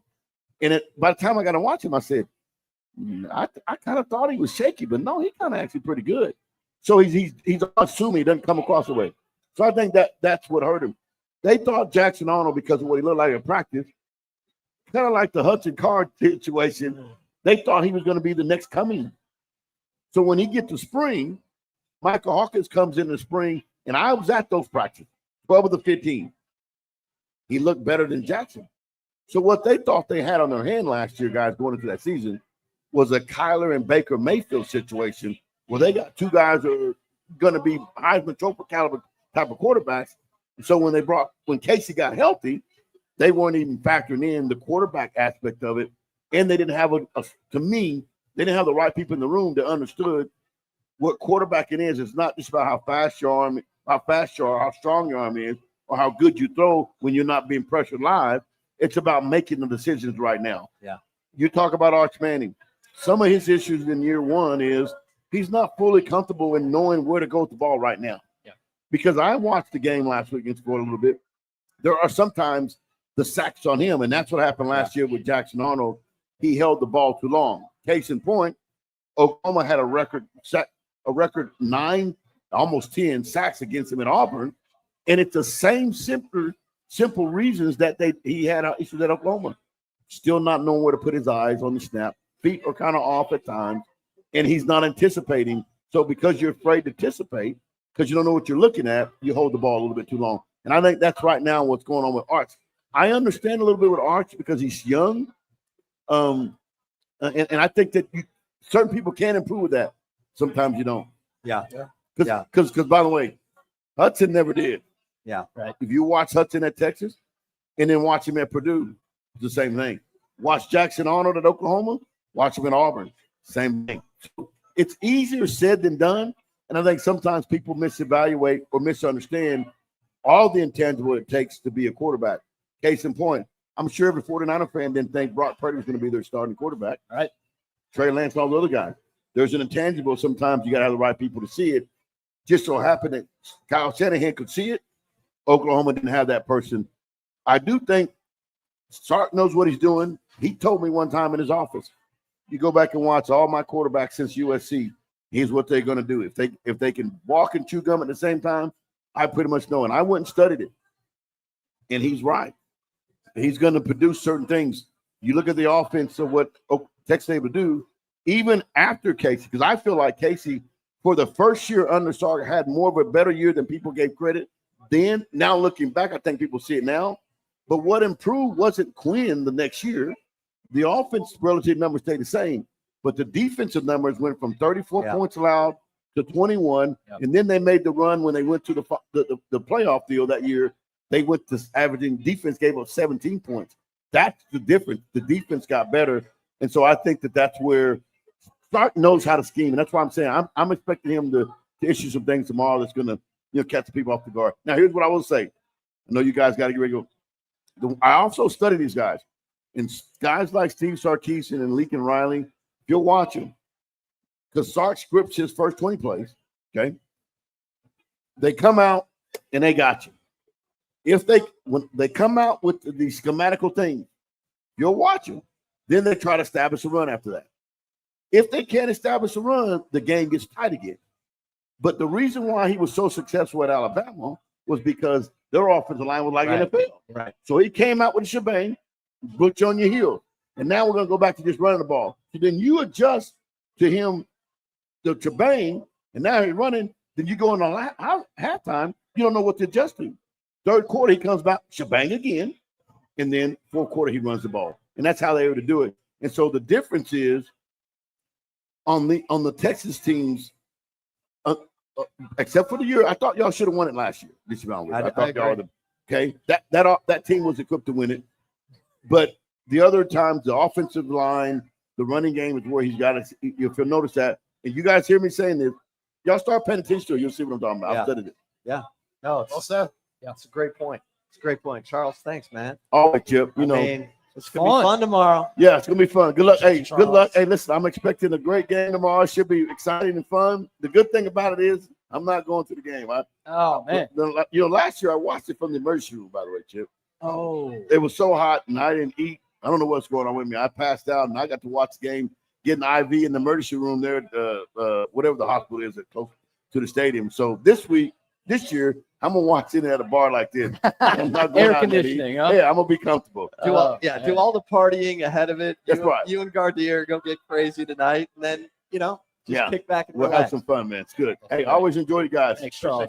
As you guys say, hook 'em. There we go. Wearing an There OU we shirt go. saying that. That is crazy. I love it. Charles Thompson, kind enough to join us here That's for a great few stuff minutes right there. at Harwood Tavern. And yeah, great perspective. Obviously, a guy who played and had some success in this game. And, of course, a guy with family ties to both sides of the Red River shootout. And that's interesting, right? It just goes to show you. I mean, Charles is tied in, and he's like, I don't think John Mateer is going to play tomorrow. It's obviously a huge storyline. He was questionable on Wednesday night's injury report, upgraded to probable on last night's injury report, and there's still some doubt on the Oklahoma side that maybe this is mind games, Zay, and maybe John Mateer isn't going to play tomorrow. Yeah, I wouldn't play him. I mean, I feel like Oklahoma, with all their goals ahead of them, why would they risk that? Obviously, losing to Texas is never good, especially when you're Brent Venables and you haven't won this game as much as you would like. But still, like, he comes back and he's actually healthy, they can make a college football playoff run. So risking them tomorrow just for one game, they better be careful with that. It's funny, right? Because we had Tyler McComas on our show yesterday, and he covers Oklahoma. He's a radio host in Norman. And I asked him that. I was like, is there any section of the Oklahoma fan base that's like, nah, maybe we shouldn't play John Mateer because we're undefeated. We can lose to Texas, still make the SEC title, still make the playoff, whatever. And he's like, I can't stand those fans. I hate those fans. You can't think like that. It's Texas. It's the biggest game of the year. Why would you be talking like that? We're not punching the Texas game. So it goes to show you how big of it's a tough decision. It's a tough decision because it's a huge. No, it's not. It's not tough. He doesn't have to play. Nobody care. Well, it's not a tough decision from the Texas side. It's a tough decision from the Oklahoma side because here's what Brent Venables has to deal with, right? Like, he wants to win this game. He don't want to lose to anybody. He really doesn't want to lose to Texas. That'd be 3 in 4 years. He'd be 1-3 if Oklahoma loses to Texas tomorrow. And everybody knows when you're a coach at Texas or Oklahoma, a lot of your legacy is determined by what happens inside the Cotton Bowl, right? Big deal. But John Mateer goes out and plays tomorrow, Buck. He gets hurt. Oklahoma season goes down the drain. Then who gets blamed? Brent Venables. You should have protected the kid from himself. Absolutely. That's what he has to deal with. It's a double-edged sword for him tomorrow. Obviously, hindsight's 20/20. He's got to have the foresight to make the right decision. And the best thing for him to do is not even come to the game. Don't even come to the stadium. Yeah, stay in Norman this weekend. Yeah, there's no reason for him to show up. Oh, my God. I don't care if he doesn't play. I was all about let's see him at his best. I could care less. Yeah, you've lost confidence throughout this week. But on Monday, you're like, I feel great about Texas. It doesn't matter if he plays. I want to see him out there. And now on Friday, less than 24 hours before kickoff, it's like, nah. I still feel great about Texas. But, I do, but I don't care to see him play. Well, you feel great if it's Mike Hawk playing. That's a bad abbreviation. Yeah, that would be fine, just fine with me. Okay. I saw him last year. I saw it happen. Oh, we all. They said he's improved, though. They said under Ben Arbuckle and the quarterback coach there, they said he's improved extremely. Okay. I'll say this. I watched Michael Hawkins' tape against Kent State, and he looks marginally improved. Yeah. He's still extremely inaccurate. He still gets happy feet. If you fluster him, it takes him a quarter to recover from it. Like, I saw him. That's the guy I want to see. Yeah, I want to see the fluster guy. I saw him miss a throw out to it was like a short out to the sideline. I saw him miss it by 10 yards. Yeah. So, let's let that guy play. He's doing a lot of the sidearm thing, too. Too many of these quarterbacks are doing this sidearm thing. I should ask Charles Thompson about this. Like, that's the new trend. Oh, Patty Mahomes ruined it for everybody. Patty, he's like Steph Curry right now. You see all these, like, fourth graders shooting 35-footers on the basketball court. Now you got Patrick Mahomes having all these quarterbacks thinking they could sidearm. It's like, what are you doing? And Dylan Raiola is taking it way too seriously. Can't stand that dude. Yeah, but remember, he doesn't act like Patrick Mahomes. Yeah. Don't accuse him of trying to be like Mahomes. He's his own guy. Patrick Mahomes just acts like him. Yeah. That's what it is now, yeah. Exactly. So, look, it's a huge storyline. I think every Longhorn fan feels better about Texas's chances if it's Michael Hawkins Jr. in this game. But it's interesting because Texas is favored right now, guys. The Longhorns -1.5, and that's despite the fact that, again, John Mateer upgraded to probable on last night's injury report. We'll see what happens tonight. Obviously, more importantly, we'll see what happens tomorrow afternoon. But there's still some confidence in Vegas that regardless of who's playing quarterback for the Sooners, it's Texas's game to lose tomorrow. Yeah, I guess they're banking on UT just being super desperate, and hopefully that talent that we know is there finally shows. I mean, you got to have some toughness like that. That's what I'm trying to see. I didn't see that against Florida. I'm really not trying to hear, though, we're looking ahead stuff. Come on, it's the SEC. Like, Steve Sarkisian's getting paid way too much for us to think like that. But either way, what we saw against Florida, unacceptable. Now you're coming into this game where, hey, man, it's all about toughness. It's all about in the trenches. You got to perform. Got to put a hat on somebody. If you could do that, then the Horns have a chance no matter who's quarterback. But I think that's an extremely big if. Yeah, absolutely. I want to see some pride from this defense. And again, this is a gettable offense. It's a gettable offensive line. And I watched, Matt, I'm with you. I went back and watched Oklahoma play Kent State. There was some, you know how, like, out of the Texas UTEP game, we were talking about how pretty weird. The Texas offensive line's getting pushed around by UTEP. What's the deal? There was some of that for Oklahoma against Kent State. Their right tackle, Dennis Simmons, that's a matchup that our Simmons, Colin, has to eat tomorrow. Like, that's an opportunity right there. I think that's a mismatch on paper. I think they're weak at right tackle. I think Dennis Simmons got pushed around a little bit by Kent State. Like, the Texas defensive front that did not have a good game in the Swamp. They've got some opportunities against a young, inexperienced offensive line to make some things happen. They can't have 0 sacks and 3 TFLs like they did a week ago. They got to be living in Oklahoma's backfield regardless of who's playing quarterback. Yeah, absolutely. And I also would say the same thing about the interior of that offensive line at the same spots that Texas is weak at left guard and center. I saw a lot of defensive tackles moving and getting across the faces of those offensive linemen against Kent State and against Auburn. It was really ugly. It reminded me a lot of what Florida did against Texas. And I'm just saying, my X factor for this game right now, Murad Watson. I think he can move on those guys. I think he's quick enough and he's strong enough to get through those guys pretty easily. I think he could have a big game on Saturday because of it. Yeah, we talk about Buck breaking tendencies in a game like this. Pete Kwiatkowski, it felt like too often a week ago, just rushed forward and hoped it would work. And it didn't. And, I get it. You were without your top corner, so the thought of bringing extra guys and leaving less in the secondary was a little bit scary. But you can't let Oklahoma's quarterback let's get the ball out quick. You can't let him get comfortable the way DJ Lagway. Yeah, I think this is a game. Like I said, you got to be careful what you do offensively, and taking chances with new linemen. But on the defensive side, you take all the chances in the world. It didn't matter who the quarterback was going to be. You got to show some things where you're bringing guys out of the secondary. Yeah. You're bringing extra rushers over the weakest link on that offensive line. You have to do that because you'll be able. You got better skill players on your defense than you do on your offense, so you can take that chance with your defense. Now, me trying to think that they're changing the whole offense in a week, and us thinking we're going to see all these new wrinkles. Those are guys are putting Band-Aids on problems right now. They're trying to make sure that they can survive this OU defense. Period. So I think you're going to be in survival mode, not make a lot of mistakes, not have things backfire on you where you're putting the ball on the ground, giving them short fields. But on the defense, you need to let it all go right here. Yeah, against that group. I think we talk about complementary football all the time, Zay. The Texas defense has to shoulder the load. This is not going to be 50-50 complementary football because this offense ain't going to help out the defense too much, unfortunately.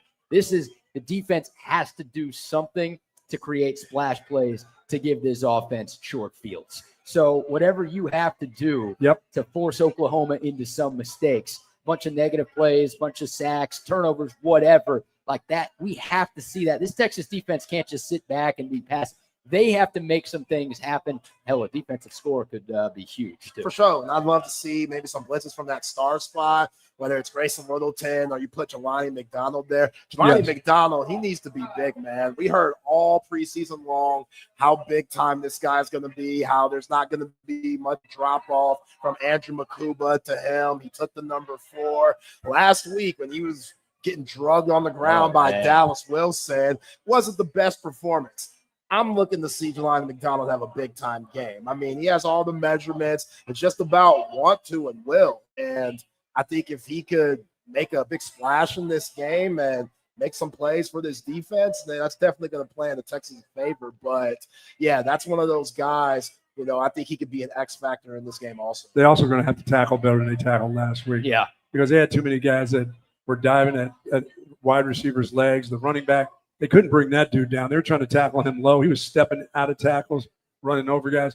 You got to tackle well. This is one of those games you have to tackle well because expect the unexpected. Expect, as we said, the running backs who aren't looking like they're good to be good enough in this football game. It always seems to happen that if you don't tackle well, you get. We've seen Texas when they didn't tackle well in this game. Yeah, it's they kept showing Pete Kwiatkowski on the telecast last week, and I kept waiting for someone to go Scooby-Doo and pull his head off, and there's Manny Diaz. There's Manny Diaz calling the Texas.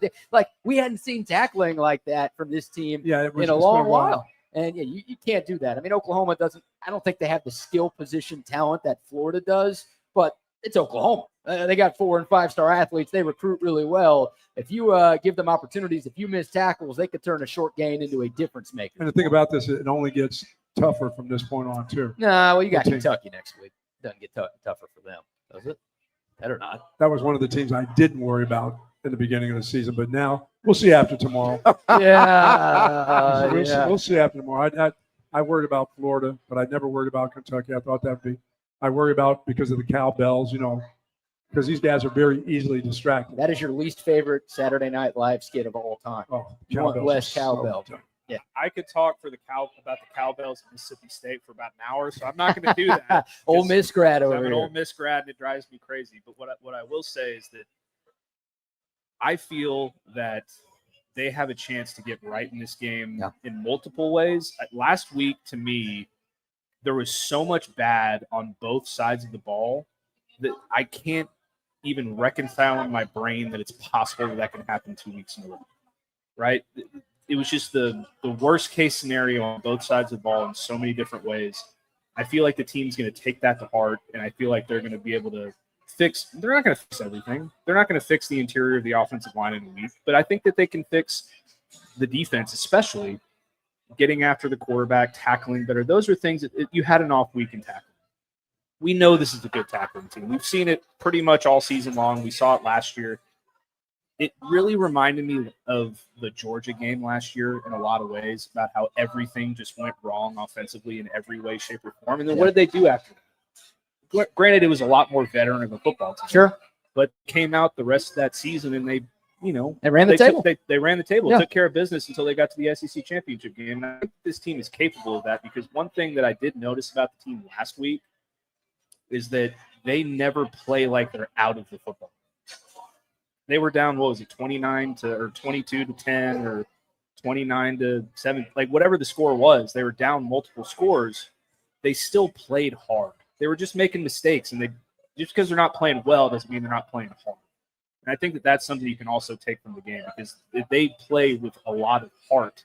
It's just didn't work out for them last week. Yeah, it was a loss. It was going to be a loss whether you get beat by 50 or you lose by 1.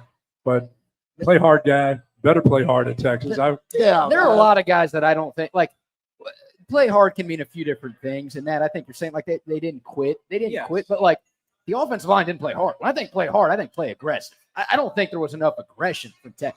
They need to be the tone setters. Yes. Why is 1 and 3 Florida setting the tone?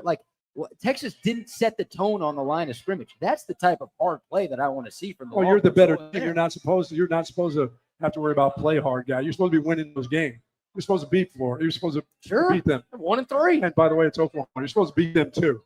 Your favorite every time. Yeah, Buck, we had Dan Neal on, your boy, this past Thursday. Oh, that almost made me cry. And yeah, he was so sad. Dan was just he was done with what he saw this past Saturday. But he talked about how Sark gets these big humans and giant just dudes on your line. But are they football guys though? Yeah.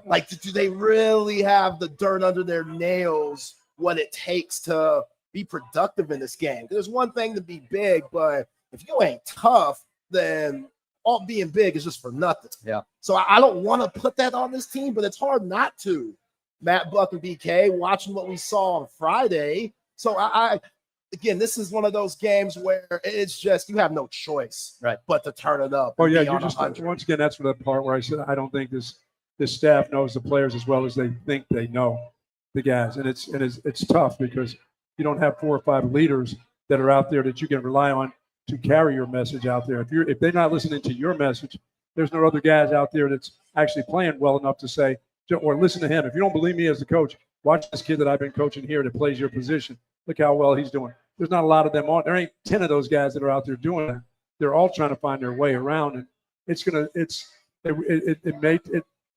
obviously it's going to take some time because it's taking some time right now. They've gone through 3 preseason games where they couldn't even dominate those dudes. There were ups and downs where there shouldn't have been that way. And the team they played last week, as good as the guys are from Florida, they got a coach that wants to give you the game. I mean, you guys, those guys were better. They're better coached at Texas than they were at Florida. Yeah, they're really good athletes, but there was no way that should have been the way it was last week. And the head coach knows it. The coaching staff knows it. But you can't compound that with another week of that. Or then say, we'll get it down the road somewhere. Or we'll rely on this experience that we're getting next year. Because nobody wants to hear about next year.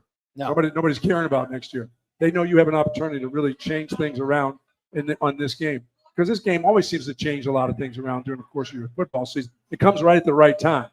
If you're winning or if you're losing, it comes at the right time. We heard a transfer portal question on Monday. Somebody asked Steve Sarkisian, do you regret not taking an offensive lineman from the transfer? I didn't want to be asking transfer portal questions at this point in the season. I had hoped it'd be January 20th, the day after the national championship, or we're popping champagne and we're like, okay, how do we run it back? And we're here the Monday of Oklahoma week, and somebody's like, so about that transfer portal, huh? You think maybe you're going to change what you do moving forward? If you lose this game tomorrow, those questions become louder. You win this game tomorrow, it's like, hey, you put those to bed for a little bit, and all of a sudden, we just beat a top 10 team. We beat a really good Oklahoma squad. We're a 1-loss team in the SEC. Let's go on a little bit of a run here and see what we got. There's so much on the line in this game tomorrow that just the diehards, the people who tune into our shows every day, they're still going to care. But there could be a tune-out, check-out factor from a lot of Longhorn Nation if this thing doesn't go well tomorrow. And that's sad, man. You start preseason #1. Obviously, the Arch Manning hype, that was ridiculous and just exaggerated. But this team just had so much optimism coming into this year. They have so much talent, and to, in a way, waste it, whether it's stuff behind the scenes going on that we don't know about, or just this coaching staff and evaluating these guys and completely failing at that, having this be a lost season after tomorrow, that'd be devastating. Well, and you can't go back and not be a group that is making your players better. You can't, because that's been, a deal that people talked about forever. They're just not. The players are good. They're not getting great enough. You don't want to. That's not the whisper that you want to start hearing. Right. That just after going to 2 straight semifinals, all of a sudden that's going to arise. That you're going to be talking about coaching, making guys better. You don't want that. You don't want that to happen. So you can stem the tide of a lot tomorrow. Yeah. And you can play hard and make something go in a positive direction. But what you really need to do is you need to win the football game tomorrow. That's all it takes. No matter how you do it, if they screw up, you take advantage of it. If you screw up, you've got to fight your way through that and win the game. And it's not a point spread thing. It has nothing to do with that. Obviously, in order to win the game, you're going to have to be as physical or more physical than the team you're playing against in this particular game. But you need to win. You don't need to be – this is not a get close. You really played hard in the fourth quarter. I think we can move on from that. No. There are no moral victories in this game. It never is. Yeah. It really is never. I've been in this game when there was a tie back in the day. God. A tie. Nobody likes ties. No. Nobody likes ties. 21-20. I don't care if the score of this game is 6-3 or 60-3. They just need to win. Yes. That's the most important thing here. I don't care if it's a one-score game going in the fourth quarter, none of that stuff. If you come out and you play physically and you show improvement at different positions, especially along the interior of the offensive line, which I think is the most important thing in the weakness of this team right now. Yeah. That's going to have a ripple effect throughout the rest of the roster. Like, oh, we can run the football now? Right. That's going to be huge, but just win the game. Yeah, if you can win in the trenches. Right. Absolutely. Yeah, you win in the trenches against Oklahoma. It's like, all right, now you're playing with some confidence. Yeah, and Zay, it can't be one of those, I thought we did this. I thought we had this figured out. I thought it can't be that on Monday at the press conferences. I thought we were there. I thought we made these moves to make this happen. Nobody will be buying anymore. It's going to be, why didn't you get it done? You have good enough players, even though some of them are young, some of them are at different positions. Yeah, and you're always constantly building this thing to try to make it better. Yep. And there are going to be ups and downs, but there's going to be certain downs that people aren't buying into. Yeah. They're not going to, and this is one of them right here. And nobody cares. No Longhorn fan cares that Oklahoma is number 5 in the nation, and you're not in the top 25. They could care less. Sixth in the nation, and you're not in the top 25. They're not going to say, well, they were supposed to beat us. It's not going to work out that way for Texas fans. It's going to be, you lost to them. Really? Yeah. And the coaches will make it, well, that was a pretty good team that we just got beat by. Yeah. Who else has played at Ohio State, at Florida, and versus Oklahoma? No, see, nobody wants to hear that. They want to hear that. It's win the game, like you guys are saying. Find a way to win this football game. I do think it's funny that I see Oklahoma fans complaining about the Texas schedule when the best team they played is Michigan. Right. I'm just saying, be consistent about your differences, right? It's fandom. No one's consistent. It's fandom. It's fandom. But at the same time, come on. The best team you played in Michigan, I don't think they're very good. Right. Yeah, No, Texas, not. Texas beat Michigan by 100 last year. Oh, it's Michigan. You guys think they're good? And then they beat Michigan. Oh, you see how good Michigan is? It's the same thing about this narrative that went around a couple of weeks ago about Texas has played 11 or whatever the number was, 11 backup quarterbacks in their 13 SEC games. And you actually get down and dig into the facts and the stats. No, that's not actually the case. You're just trying to push a narrative. That's a lot. Right. That's how it goes. All right. We're here at Harwood Tavern. Come out and see us. They got a bunch of TVs too. If you're looking for a place to watch Texas OU tomorrow, any college football tomorrow, come here. Also, apparently this is a Carolina Panthers bar. Oh, what? You know who the Panthers play on Sunday? The Dallas Cowboys. Popping This place is going to be a madhouse. All 6 Panthers fans in the world will be here at Harwood Tavern. And, of course, the Cowboys fans will be coming out in droves. So one of the best sports bars in the city. They've been great. We got, Carolina Panthers fan right here. 1/6 of the entire There you fan go. base is kind enough to hang out with us. Wearing a South Carolina hat. They've been a good team this year. Man. They've lived up to expectations. Go Cox. Go Cox. Go Cox, baby. Oaklawn is over there, sir.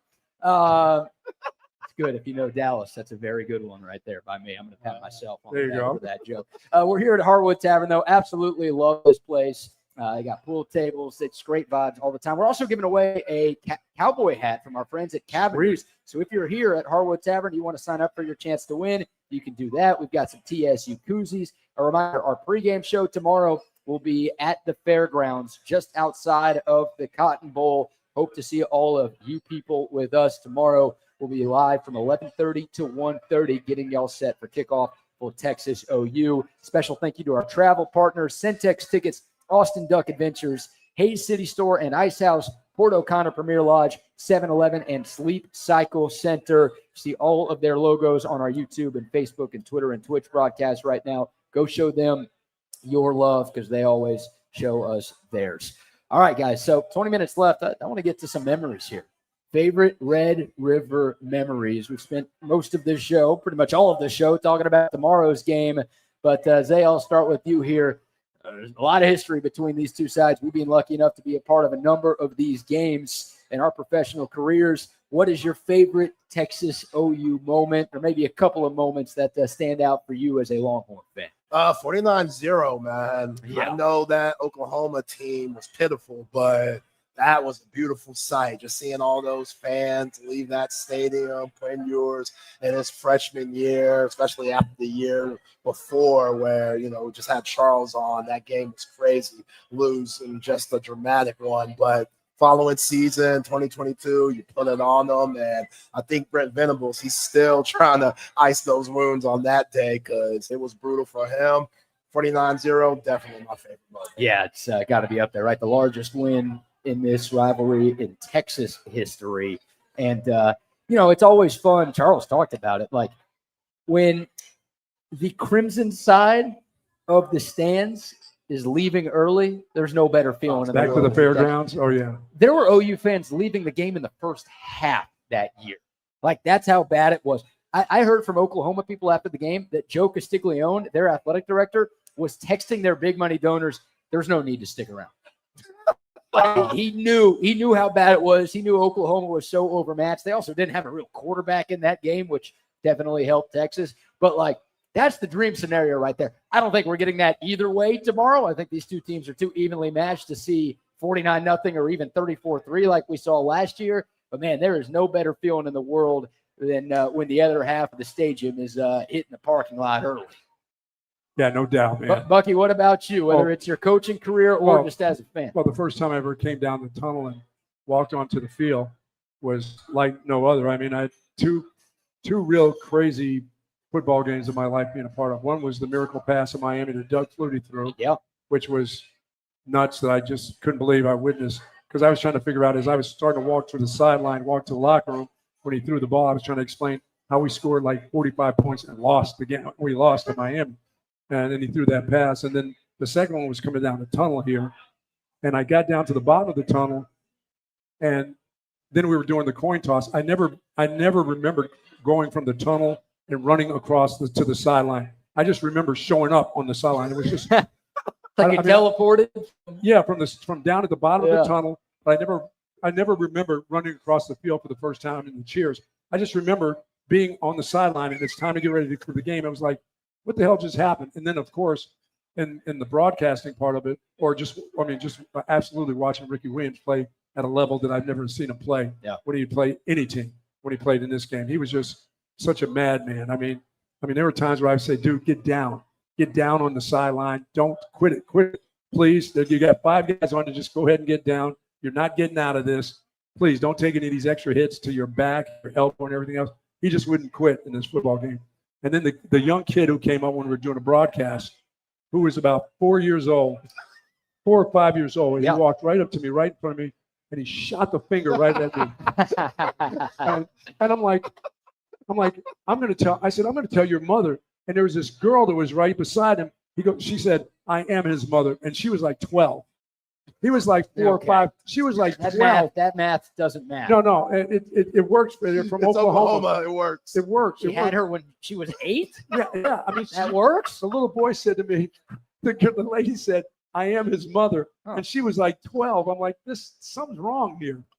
I mean, he birded me, grown man, just walked right in my face. I'm sitting there. He got it up over the desk How like about that. that? I said, right in front of you. I'm looking around like, I'm going to tell your mother. And she goes, "I am his mother." I'm like, oh my God. What'd you do? Did you bird back? No, I didn't. Did you Tom Herman double bird him? No, and that happens tomorrow. Somebody may get one of those. Oh yeah, you're gonna be flipping off the entire crowd tomorrow. Absolutely. Oh, we're in it. And it was a bad bird. It was bad. It wasn't like one of those little slide things. I mean, he ran up to the table. And How many teeth did the kid and the mom have combined? 6. That's a real Oklahoma fan right But there. it wasn't the fact that the kid did it. It was the fact that the mom was On board with She it. wasn't even a teenager. She probably told him, like, "Hey, go this Oh guy my and God. shoot the bird in his face." You No, know. I've been here when people have been stabbed downtown at places. Now we're talking. Yeah, I mean, oh, so sorry. I mean, just a little quickie. Little Mark Sanchez. Yeah, a little- Like in the fair, or outside the fair. No, down on what's the Never too soon. the central part of this area down here where we used to Harry go. Hines or something? No, not where Jerry Jones hangs out. Yeah. No, Fair Park. I mean, what are you talking about? no, it's the restaurant we used to do. I used to do shows there. Oh, Hofbrau. The Hofbrau. Yeah. Yeah, the Hofbrau. Yeah, Dude got stabbed in there. Somebody stabbed with a little little quickie. penknife, little quickie. nice. I said, "Wow, now things are good." This is when people would be screaming at each other on the streets. It was nuts. I say it all the time. Look, I think Texas OU is the best rivalry in college sports. Yeah. If you want to cement yourself, got to have some casualties, man. I know. That's why you're you right. put the game at night. You put Texas No, OU at night. right. Everyone's like, "Oh, people might get hurt." Yeah, well, Oh, hang on. Hey, Hey, what rivalry's better than that? No, but that was fun. It was an awful lot of fun to coach in a bunch of these games with, and having the players I had like Ricky and Sean Mitchell had some of his best runs in this game, long runs where they just couldn't catch him. I was also a part of a tie. Stoney Clark's big stop Oh man, was absolutely fantastic. But I just will never forget the first time coming down that tunnel. That's when both teams came down at the same time. yeah. It was really stupid at that time. that was That was one of the worst. It didn't make any sense. I said, "We're going down at the same time." Really? Any fights in there? Oh, people were spitting on each other. It was rude. Yeah. One thing I don't quite get is the fact that Oklahoma gets that side of the field every year. I get that it's tradition, but I don't know if it's a real advantage or anything like that. But it'd be nice to be able to talk some shit to some OU players in that tunnel every once in a while. And instead, we're on the opposite side of the field every year. So it's like, it's tradition. I get it. Maybe it's too much of a hassle to mix it up, but I don't. That's what they say. They say it's so much of a hassle. I don't like for that the Oklahoma tickets gets and to stuff. do that. You know, like I every call year we bullshit. should get the chance to do I that. call bullshit. We're in 2025. Make it work. You have a whole year to prepare for this game. Right. Well, last year they ran out of water in the first I hope half. the bathrooms so are working and everything. They won't be. Okay. They renovated it. They won't be. They kept saying they're going to renovate it next year. This is the year that they Multi-million this is dollars. supposed This to is be the supposed to year. be the year, right? $140 million renovation. I'll believe that when I see it. Yeah, that'll you're not be going to neat. see it. That's the sad part. Matt, what about you, man? Your favorite Texas OU memories, fan, media, whatever. As a fan, I mean, I used to go to this game every year with my dad, and my mom would come too. And so just being able to go to all those games year after year after year was really special for me, which made it so much cooler when I started covering Texas, being able to go to DKR and all that stuff. But Sure. Texas OU is where I think it all really started for me because it was such a cool environment. So I love doing that. Obviously, the Ricky Snickers bar was a big moment in my life. Yep. That game, I think that was the game that he wore 37 and just ran all over Oklahoma. That's still my favorite game to date. Obviously, the 45-12 with Vince, the year they won the national title, that wheel route to Billy Pittman was still my favorite play of all time from Texas. So I love that. That's the play we need to see tomorrow. Yeah, that is the play we need to see tomorrow. And then as a media member, just my first one. Because, you walk into the press box and you get to see the whole Cotton Bowl, and then you see it kind of fill in with all the fans, and then you get to see it from a different spot than you do when you're sitting in the seat. So that was a very surreal moment for me as well. But it's really hard to pick a singular moment outside of those two. Yeah, I'm with you on that. The 2018 game is a special one, right? Dicker, the kicker, Yeah. earthquake, the Gus Johnson call, 48-45. Obviously, 2008, maybe the best Red River shootout of all time. Yeah. I don't know if Oklahoma fans would agree with that sentiment, but Cole McCoy, Sam Bradford going back and forth. I mean, Texas was down double digits a couple of different times in that game. Came back to win. Should have played for a national title that year. I'm still not entirely sure why we didn't. Oh, yeah, that Jordan Shipley kick return changed everything. Huge. Man. Yeah. This is why. This is why they didn't play for a national championship, because they beat Oklahoma, and then Texas Tech beat Texas, and then Oklahoma beat Texas Tech. So somehow that means Right. that Texas shouldn't play. Right.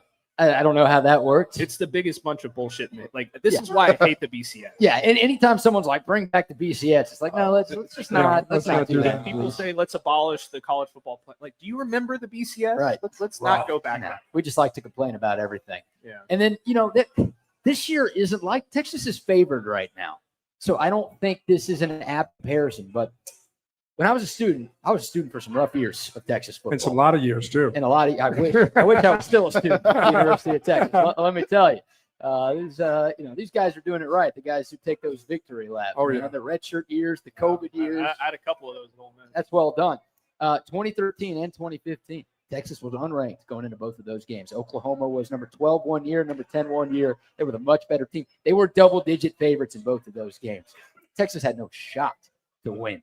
And the Longhorns won, and they bullied Oklahoma. 2013, it was 36-20. Case McCoy did whatever he wanted against that Oklahoma defense. DeJay Johnson, the dealer, had a punt return touchdown in that game. I think Chris Whaley had a pick six in that game for Texas. It's like Texas had no business. They were, I think, 3-2 going into the game, similar to this year, and they beat an undefeated Oklahoma team. 2015 was a Charlie Strong year. Texas was 1-4 going in. They had just lost to TCU by, I think, 200. Maybe I'm rounding down. And then Oklahoma was undefeated, ranked number 10 in the country. That was Baker Mayfield on Oklahoma. Gerard Hurd, I think, had 53 yards passing, and Texas still won that game, 24-17. So those, number one, I was a student in the student section. Those are a ton of fun. But it was like, we got no shot going in. Oklahoma's way better. And all of a sudden, this crappy Texas team with nothing to play for ruined their years in both of those seasons.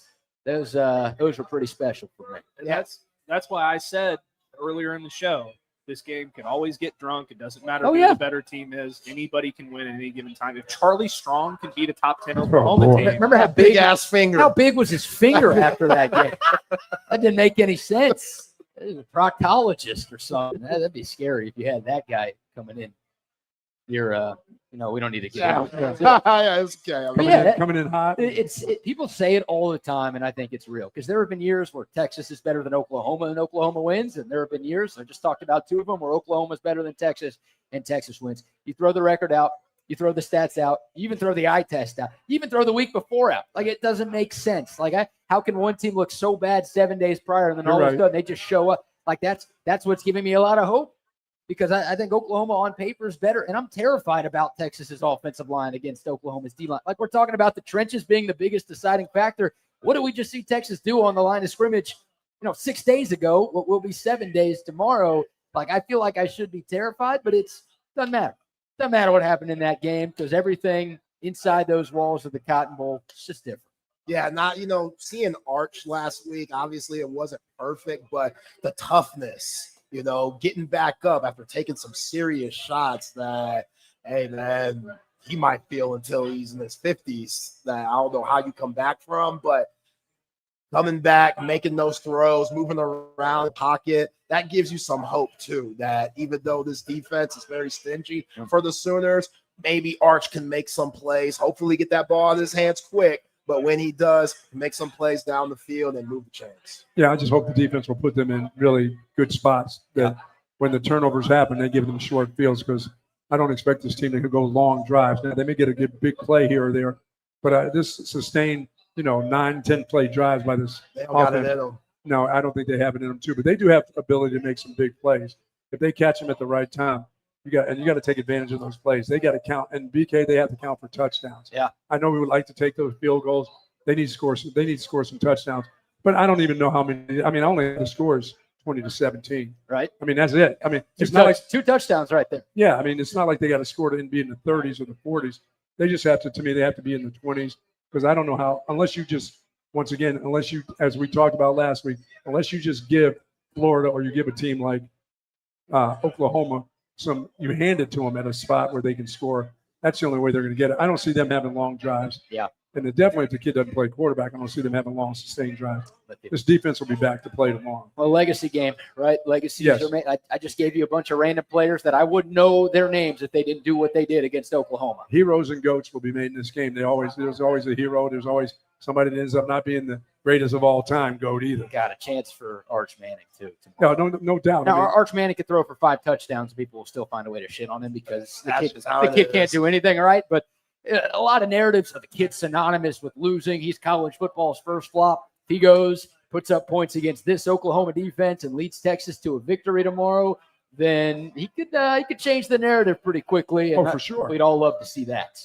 Yeah, we'll see how he utilizes his legs too. I mean, obviously that's one of the positives with this offense. Not many, and he's going to have to. Yeah, and that scares you a little bit because these guys, they fly around, man. And again, the secondary for Oklahoma, that's the weak spot. Like I like, Spears Jennings, that guy's been there forever. Bowman's had a solid year, but Guillory, those guys, those young dudes, they just haven't been tested this season. I'd like to see them tested tomorrow. Well, in the hitting in this game, one thing that there's no hitting like this game that I've ever coached at any level, whether it's in the Big Ten or at Boston College, or this is the game that, when they say play to the echo of the whistle, don't be caught standing around a pile and that whistle gets ready and you're expecting a whistle to blow and you're standing in a pile.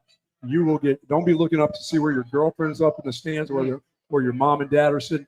You will get ear holed in this game like nobody's business. And there's a lot of times your buddy's going to have to come to your defense because it's going to be borderline, echo or the whistle. Is that a late hit or not? Yeah. This is the one where they hit you. They hit you hard and they hit you late. It's a 60-minute war. Oh yeah, out there. And I think it's fitting that this game is now in the SEC. It just yeah. means more. Like Texas right. OU just means more than every other game that you have No doubt. on the calendar.